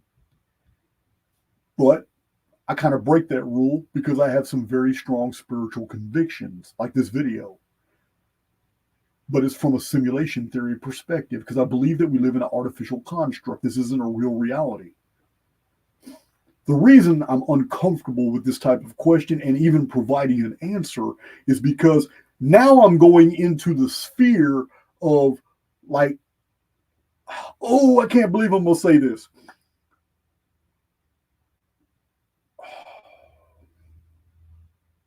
Dawn should be talking right now.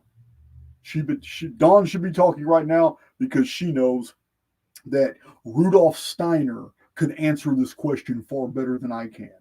This is the type of question that I would appreciate from Rudolf Steiner, from G.G. Young, from even dark journalists. This is their forte.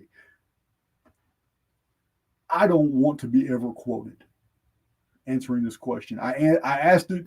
One, you're my friend. I've met you several times. We're always in communication. I just saw it going by, but it's not a question. It's not a question that I would want to be quoted on. It is entirely my opinion, because I do believe that we are the sole reason why we're here in this construct. We are flowing through experiences. Remember, this is not a real reality. There's nothing really real here. Everything is interpreted through the filters of the central nervous system. And when we break down core matter to its core components, everything is nothing but isolated oscillating fields. Isolated oscillating fields, meaning there is more that is not here than is actually here. It is a beautiful construct, specifically designed to fool us that we're alive when we're really not. This is a perceived experience, not an actual one. So the question of pets and mammals and other animals is, can the programming be so convincing that we would have these deep connections to other mammals, to our pets? Could it be? This is a predator versus prey ecosphere. We see even in the mammal kingdom that they're vicious. They'll tear each other apart, and that they're a part of the programming of predator versus prey, of biological organisms needing to tear into the flesh and sinews of other living biological organisms that cannot defend themselves readily and get devoured, sometimes alive. That is horrifying. So, is it a part of the construct that's here to make it more believable?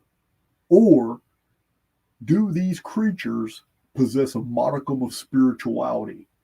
They're just at a different stage of their spiritual development.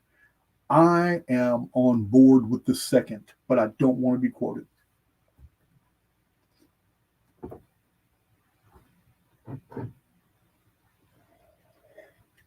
Love that woman. Man, she gets under my skin.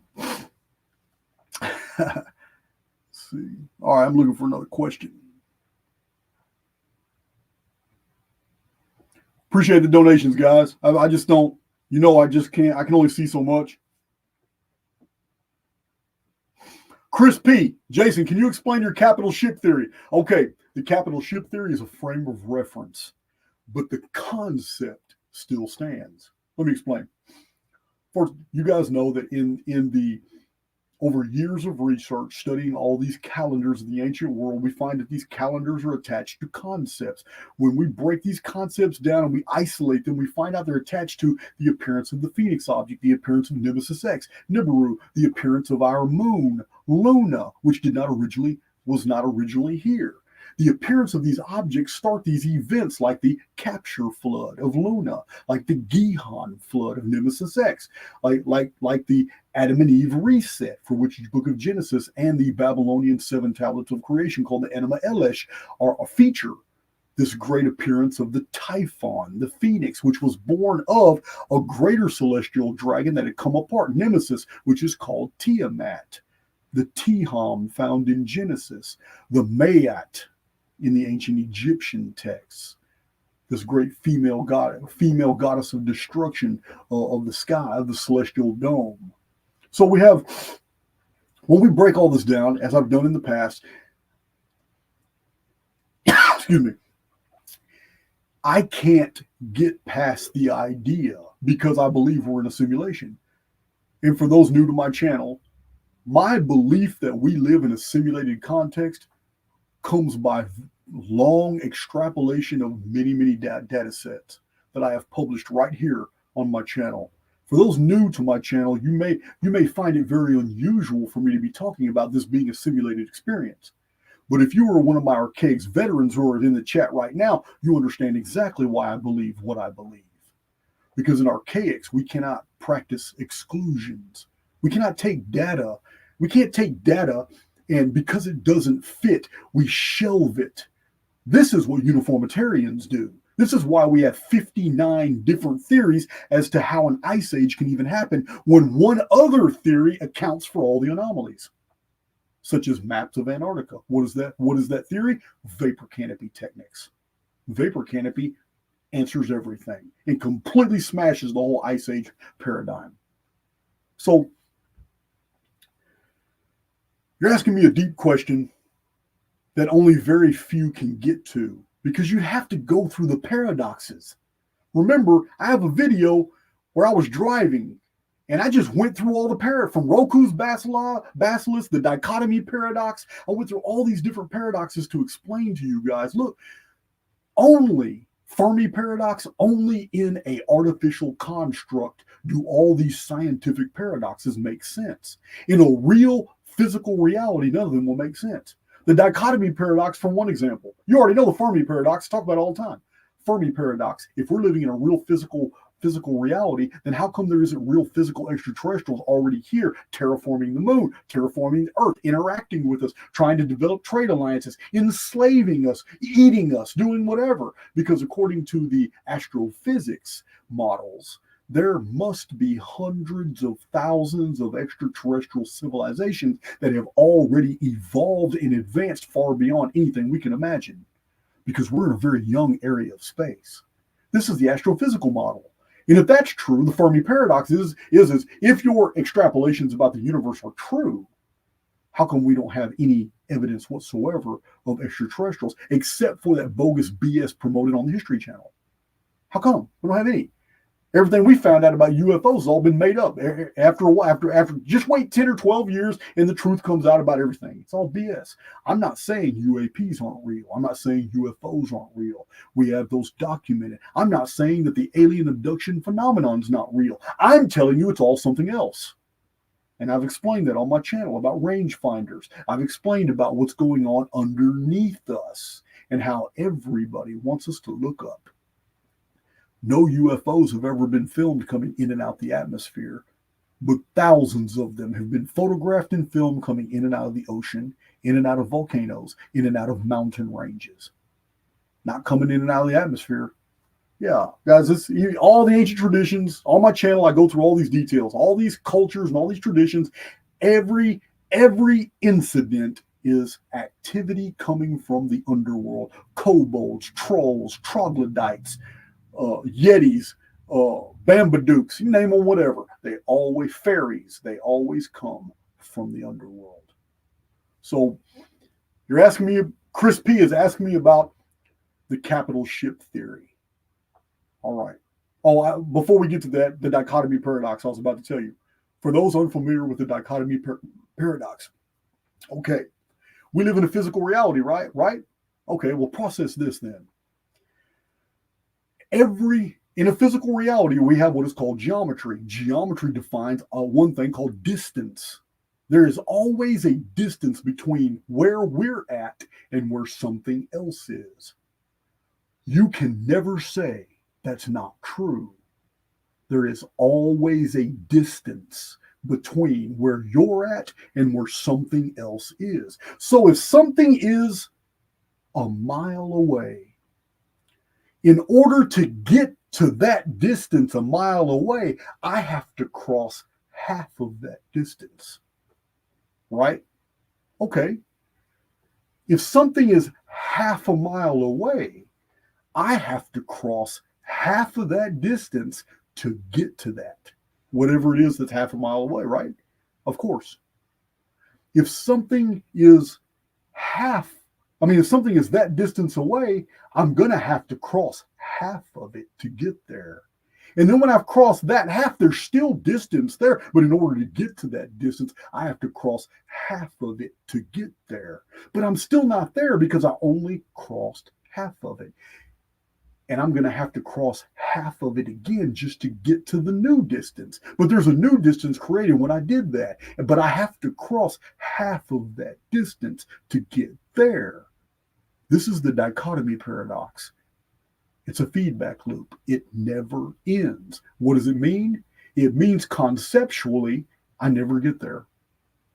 I never get to that distance because I'm always having to cross half of it first. So this is just one of the scientific paradoxes. There's many, but when we analyze each scientific paradox, we can only conclude that this isn't a real reality. It's a perceived one. It's one of frequency and measurements. So, capital ship theory of my friend here, Chris P. I can't, because this is a perceived experience, and because, remember, one of the fundamental tenets of Archaics research, I'm telling you guys all the time, you got to memorize it. if something is true somewhere, then it's probably true everywhere. Say this all the time. So here in 2024, we have almost perfected virtual reality gaming technology, RPG games. I don't indulge. I really don't care about games. I don't play video games. I don't do any of that. I used to. They used to be interesting to me. Now they're just a waste of time. I haven't done them in years. So this is it's interesting though. The virtual reality in the simulated technologies are so advanced that before we even put Air Force and Army pilots in $500 million war machines, they have to graduate simulators first. And the only way that we will put these pilots in these very expensive jet craft and vehicles is when they've perfected the simulations. But that only means that the simulators are so real and so good that by the time that pilot graduates to live flight in a $500 million jet, he's already an expert. He's already good. That simulator simulates the real thing. Now, because we as finite beings in a subjective experience inside a construct can create our own little miniature worlds, also called simulations, also called virtual realities. And there's a lot of virtual reality games out there, RPG games, interactive games for a lot of people. So because we're able to do that now, what's to say it hasn't always existed? How do we know that these technologies were just shelved? Remember my videos on 1902? It's almost as if all these technologies already existed and they just unleashed them in 1902 all at the same time. Remember, air conditioning. Most people were blown away when I showed those videos.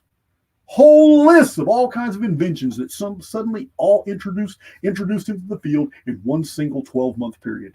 And air conditioning was one of them, by a company called Carrier in 1902, along with hundreds of other suddenly appearing inventions. So we have in the field technologies already there. Remember, information is not in your head, it's in the field.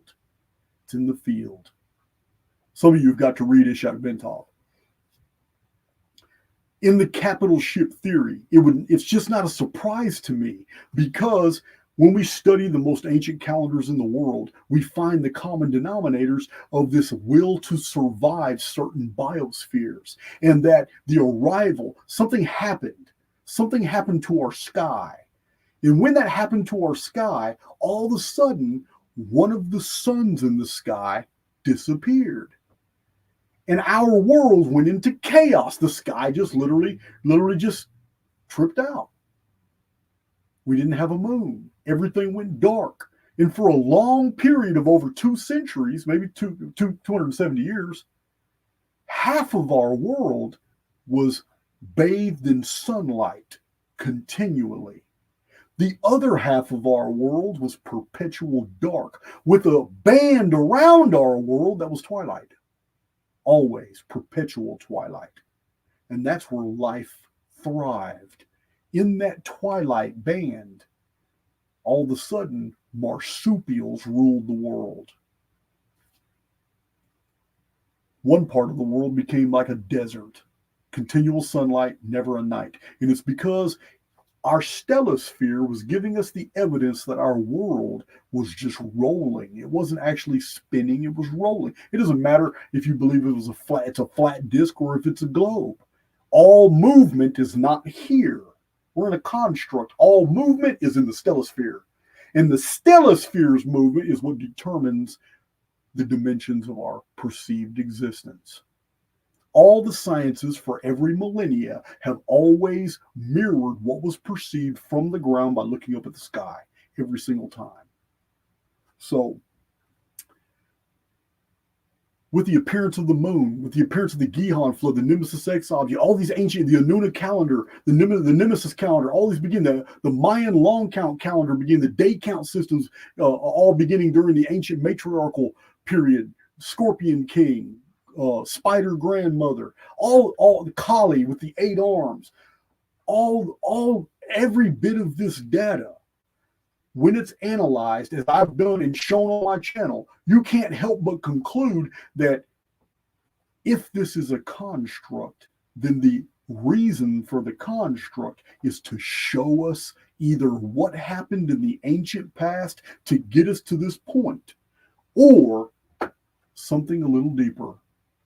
It's all programming designed to show us past sins, massive extrapolations to show us projections of what we can expect in the future. This comes by long analysis of all the information that we've come in contact with. Why there are different types of humans. Why? Because we were forced to live in different biospheres. We all have our pros and cons for different biospheric conditions. So I'm not convinced that the Nemesis Cataclysm that put our world here in violation of the Titus Bode law, because Earth doesn't belong here. According to the Titus Bode law, the mathematical distribution of the planets is perfect, from Mercury, Venus, Mars, asteroid belt, which used to be called Electra, to Jupiter, Saturn, and then the transect between Uranus and Neptune. The transect is located, because they switch places twice a year, but the transect is located right where the Titus Bode law would put the next belt.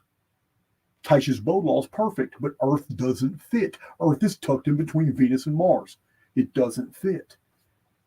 Earth is the intruder into the system.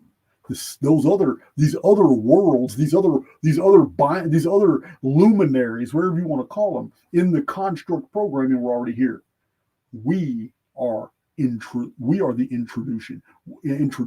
We are the intruder world. So, following us was the Phoenix phenomenon. Following that was the Luna object, caused the capture flood. Remember, I've told you guys in a few presentations about Hans Horberger, Hans Bellamy, and Emanuel Velikovsky and their research about the Pre-Selenites. Robert Graves wrote about the Pre-Selenites too. Ancient pre-Pelagian culture of ancient Greece that separated their history from between the time when there was no moon and then later when a moon appeared in the sky. So the theory of the capital ship is merely a frame of reference. It may not be a capital ship. It could be that we are in another world that's just like this one, and we're trying to figure out how to survive the Nemesis Cataclysm, which hasn't even happened yet. Now, there are many books about the Nemesis Cataclysm, and all these books are convinced that this already happened in the past, and that our system is a binary, and that one of the suns lost its fuel and it became a dark star. Yeah, I'm not the one that came up with this theory, guys. This theory was already published and in the field. All I did was take my research on ancient calendrical systems and apply it to this scenario, and it all matched perfectly. This led me to conclude that, okay, if we're having this experience, then the background programming to this whole experience is that it's a movie playing out. Either this cataclysm happened in the ancient past, or these are the projections. These are the programming fossils left over from many past simulations. Yeah, I got another weird theory, and many of our Archaics veterans are on board with it, but I kind of got another theory that the sim that we're in now started in 522 AD. And I show all the evidence for that as well. You know, all the history beyond that is back programming, because it's very easy to fill history with all kinds of programming. That's easy. If we're in a programmed construct, and it's just like the Hunger Games, you've seen how the programmers edit the reality inside of the biodome. As the people are all inside the biodome, they touch of a few buttons right here on a keyboard, a touch of a few buttons. What's it do? Creates weather phenomena. Oh, wait a minute. The heroes are kicking ass too much. We need to introduce some controversy.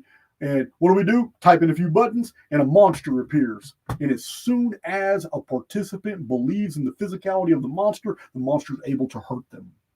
There. Artificial construct, introducing phenomena into the field. Why is it so effective? Because the individual avatars used as carrier mechanisms for the souls are subject to the rules of the field, of the construct. That's why they're easy to hurt. That's why we burn. Take a match and hit yourself. That's why you burn. Why? Fire is a part of the construct programming. However, the avatar belongs to the construct. It's subject to the dictates of that programming. The immortal within is not, but you're jacked into that avatar through the central nervous system. So you're going to feel that as well. You borrowed that skin. So anyway, yeah, that's the capital ship is merely a frame of reference. It could be a different phenomenon altogether. It could be that here's a scenario right here. Remember, I'm always talking about this being a simulated reality. Simulacrum, meaning it's a copy of something. What does a copy infer? It infers there's a real area somewhere else for which this was a duplicate, a false holography. So in the real reality outside of this construct, this perceivable existence, this Star Trek sky deck type of existence, in the real reality, there may be a scientific problem. And that scientific problem is that we're in a binary system. And one of our luminaries is acting very erratic. And all the projections that we've run using the AI systems that are available to us outside the construct are showing that things are about to get bad. So we're running simulations, and we are active participants in that experience right now in order to ascertain exactly what's our survivability under different scenarios. Do we need to go to this world to survive?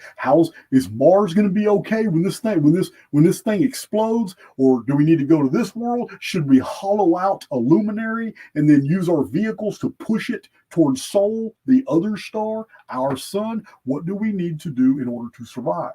This is all conjectural because I'm not outside the construct. But by ascertaining all this information inside the field that I've been able to come into contact with, information that I have openly shared with you guys in my published books and in my 700 and something presentations, I am convinced that we are in a construct. And I'm equally convinced that we are just as spiritual outside this fake world as we are inside it. And I believe that we are participants. Beyond that is all conjectural. This is what my research has led me to conclude, and I stand by it. Like you guys know all the time. I'm pretty aggressive with my call outs. When I hear I got some naysayers, called out people in the comment sections. I'm very confident in my data because it's my life. It's what I've invested all. People spent their lives partying. People spend their lives raising families. People spend their lives. Very few individuals have ever had the opportunity I have. Yeah, it was a terrible situation. Yeah, I effed up when I was 17. You guys all know the story, but it gave me 26 years of being able to focus on my education. I didn't get to party. I didn't get to date. I didn't get to do all these things. Instead, I got to read and experience vicariously what the human family has experienced over thousands of years. And I was able to absorb that and completely put it to writing. I wrote everything. Ask Jamie. Jamie will tell you. He came to Texas. He picked up some of those stacks. And I got stacks and stacks and stacks and stacks of all my research notes. Handwritten. Still got them. All right. Hey, Wendy Flores. Yeah, Chris P. Capital ship theory. That's it. Capital ship is a frame of reference, but you get the scenario. Hey, Jim Bogler, Bigler, Shiva Shampoo, fellow traveler. Oh, I see another question. Oh, yeah, Kyle Sober. Yeah, you are new here. What do you mean we live in a construct? Yeah, this is advanced Q&A. I'm gonna have to pass you up, bro. I'm sorry, but But yeah, I have shown from the historical record hundreds of examples as to why we live in a construct and not a real historical narrative. Yeah.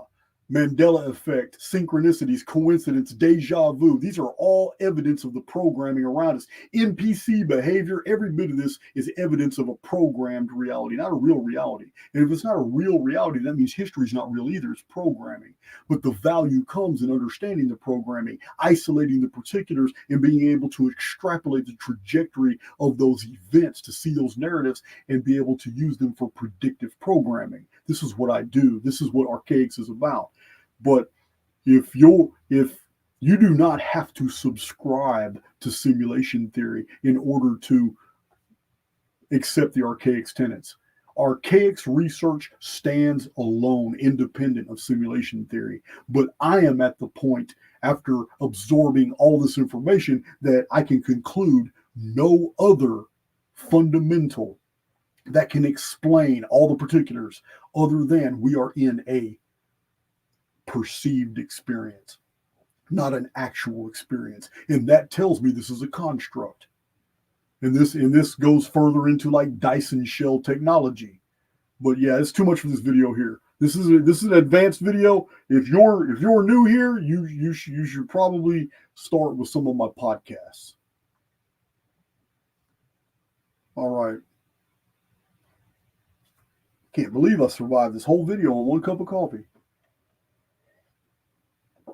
Famous Flammarion right there. That's it. You already know, break free or die trying. You got to break free of that dungeon programming. You got to think for yourself. Let's see. All right.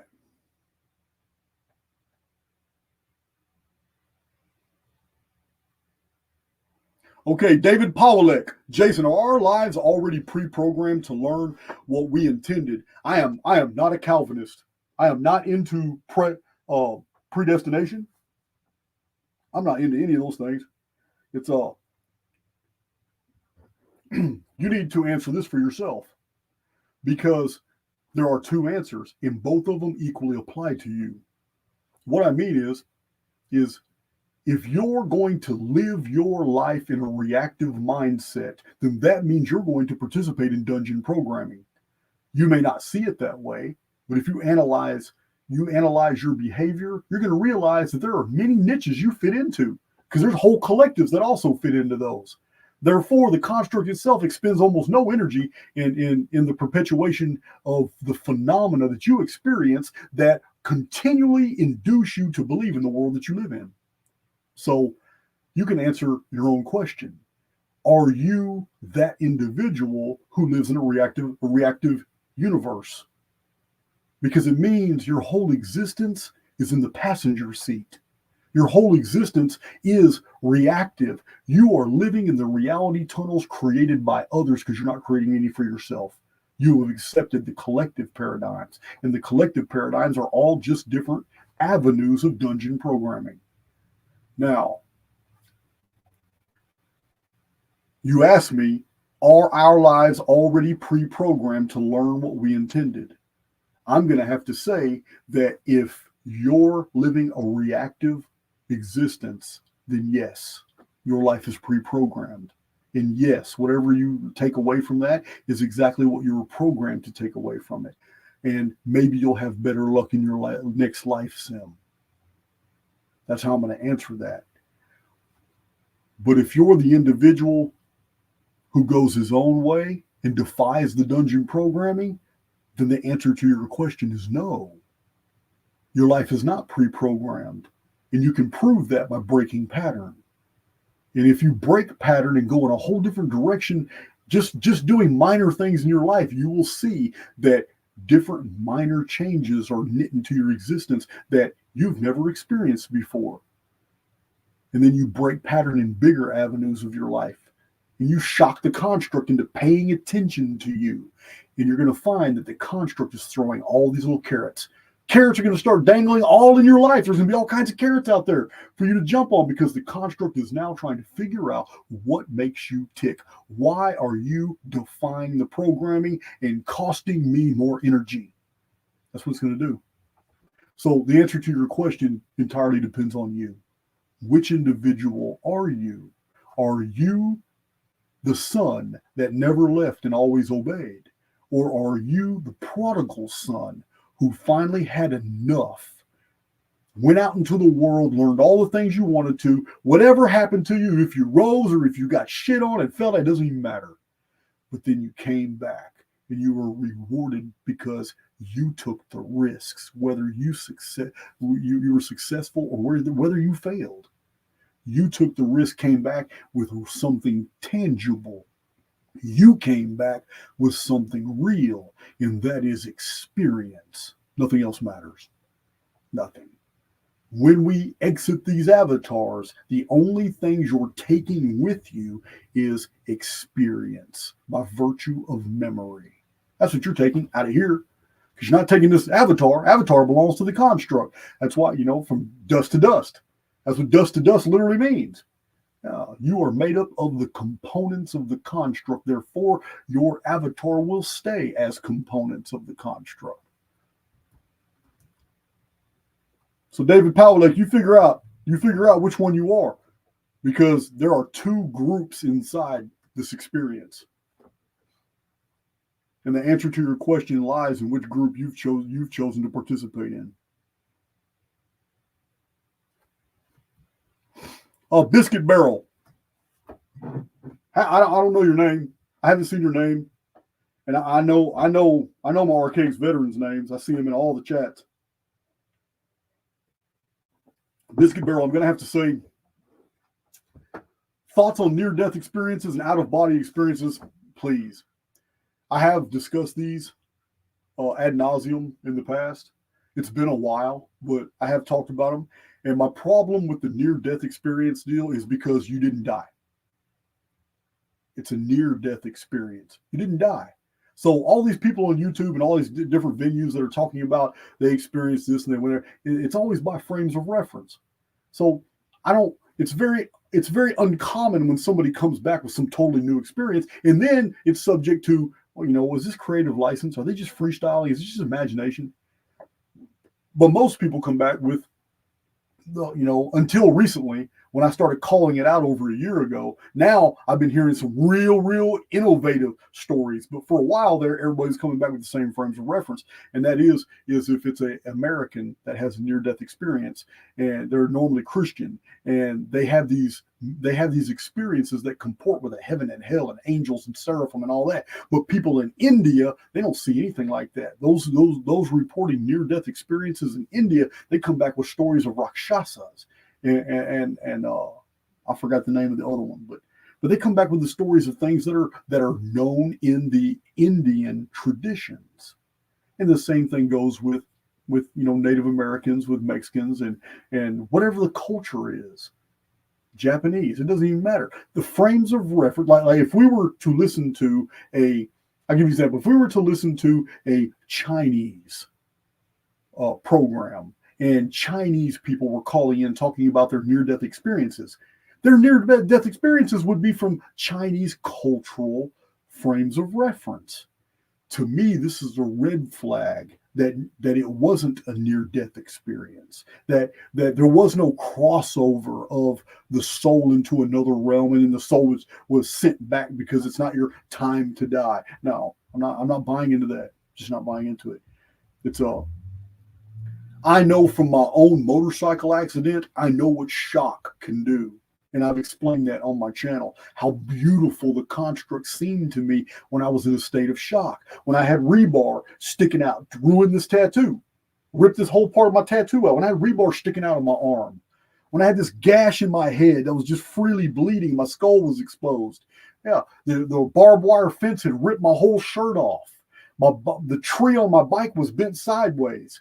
And I have a fat boy. The tree is huge. So yeah, it's my bike was destroyed, and I was destroyed. And I flew through the air upside down, hit a concrete pylon, then got back up, walked around, and everybody running from traffic was all running toward me. And I thought every single person was absolutely beautiful. And it was amazing just dialoguing with all these people. When they're trying to get me to sit down, they're trying to get me to sit down and let somebody cover my head and all that. But I just wanted to dialogue and talk to people. I know I was in shock, but that was this shock to the avatar.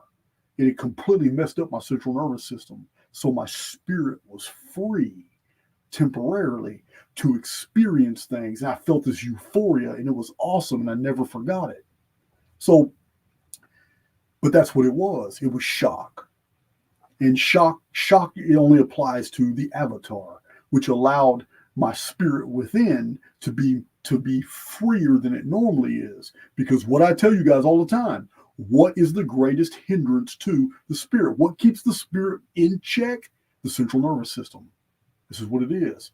It is a series of filters that keeps you into basically a field of observation through all your senses, so compartmentalized that you actually believe phenomena around you is physical and real when it's not. It's perceived to be that by the signals passing through the filters of your central nervous system. So it's a beautiful technology, but that's all it is. That's all it is.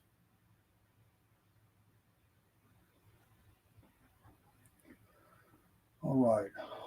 Let's see. Looking for another capital.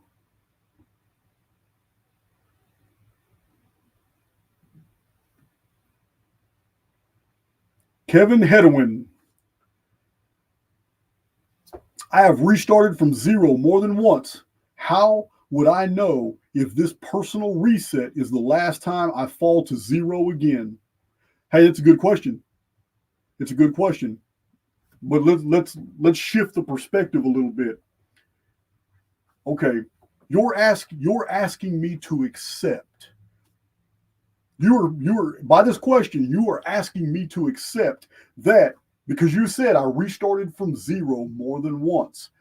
How would I know if this personal reset is the last time I fall to zero again? This has a heavy insinuation that you've fallen a long ways, meaning you believe it's going to be a long time before you can get back to where you formerly were or back to the top. So let's have a shift in perspective. If you can fall from a height very fast to acquire a whole new low, equally fast, you can shift the dynamics of your experiences and soar higher than you ever have. A shift of perspective is what's required. Remember, change your attitude, you change your world. I've done this multiple times. Guys, I've spent my entire life effing up. My entire life, I've shared all those experiences with you guys. But in every series of events where I have just tripped up, I had to dust myself off, accept the consequences of my actions, and then I turn around and I soar even higher. And then I reach an even greater spiritual depth. And that spiritual depth brings me even more material possessions, because that's what it is. There is a commiseration here. The construct is always trying to give you in proportion to what the construct finds value in, to what it perceives in you spiritually, which allows the spiritual individual to give back to all those who are in their immediate environs, those who are in their friends and their family. It's basically a law of spirit. You have to be a conduit. You are inferring here that it may be a long time before you can get back to where you were. I am telling you that's not true. The only thing that makes it true is you. You can undo whatever it is. Remember, the past is not a predicate for the future unless you make it so. In the collective programming, the past is always a predicate for the future. But in the highly individualized soul, the past does not obtain. You can move forward. You can move forward, and you can always correct the mistakes of the past. It's easy to do. You have to admit you erred. There's no doubt. But whatever you're falling from, you didn't give me any details, but You said, I have restarted from zero more than once. I don't know what your situation is. Restarting from zero sounds like you're talking about the material possessions of your life. And I get that.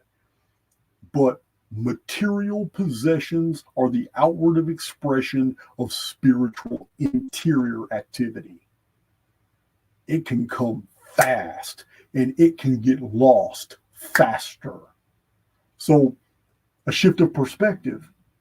Just because you have lost everything more than once, maybe 3 or 4 times in your life, you can break pattern and you can create a whole new dynamic by shifting your focus from being the one who stays behind, rigidly obeys everything, tries to be that spiritually perfect person, or be the person that takes the risks, the spiritual risk. Go out and learn something, meet new people, expose yourself. Expose yourself to ridicule, expose yourself to condemnation. You're going to learn something with that experience. It is such a different experience from what you've been experienced. That pattern break will knit for you new circumstances.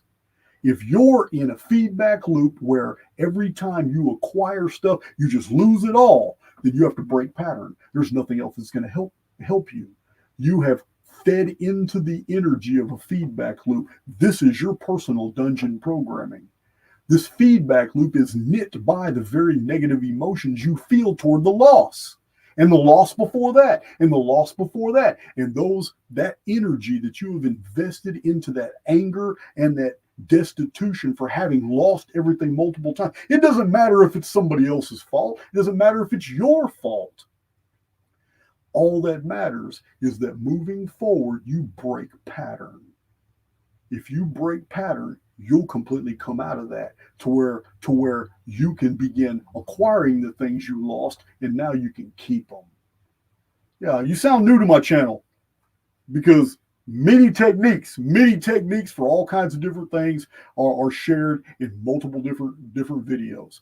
My podcast and my We Immortals playlist goes into a lot more detail about this, but it sounds like you're in a feedback loop that needs to be broken, and there's many techniques on how to do that right here in Archaics.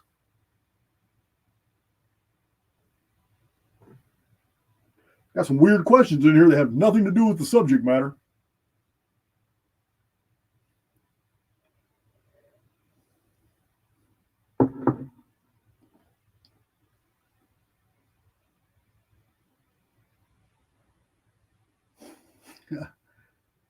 Yeah, nothing to do with the subject matter.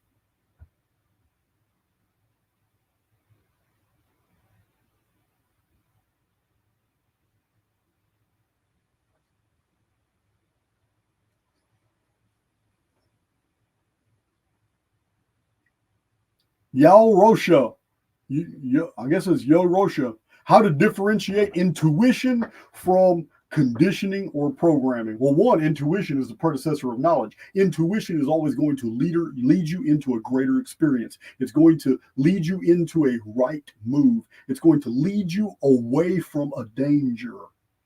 That's what intuition is going to do. Intuition, imagination, and empathy. Those are the 3 great spiritual qualities. That's what intuition is going to do. Intuition is not constructive programming. The programming is going to lead you into a feedback loop. Intuition's never going to lead you into a feedback loop. Intuition is going to lead you away from it. Totally away from it.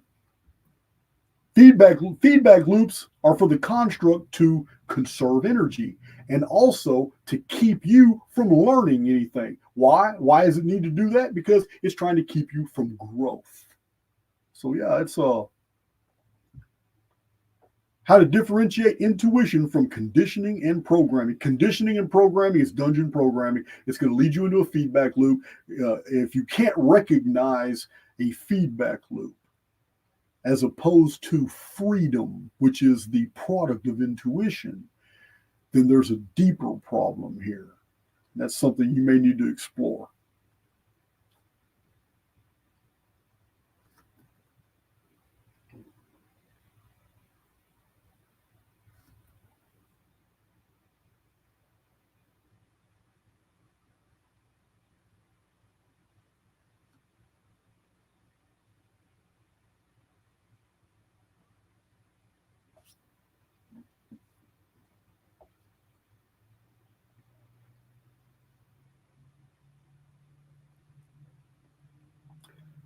Tiger Turtle. Hey, how you doing? That's a friend too. Can you explain the differences in eternal and immortal? Okay, yeah, I can. I can definitely explain the difference. First of all, I believe the Oversoul is eternal. And because I believe the Oversoul is eternal, that means the creator, the Oversoul, has never stopped creating. What does this mean? Something that is eternal in all aspects. This goes to Terrence Howard's ridiculous 1 times 1 equals 2. Because even our arithmetic is modeled after archetypes. One can never be anything other than the all. And the entire following body of arithmetic comes out of that potentia. One embodies the all. The all is present in its parts. One is the concept of everything and nothing else outside of it. That's what one is. So one, which is immortal, which is eternal, can never be multiplied against one.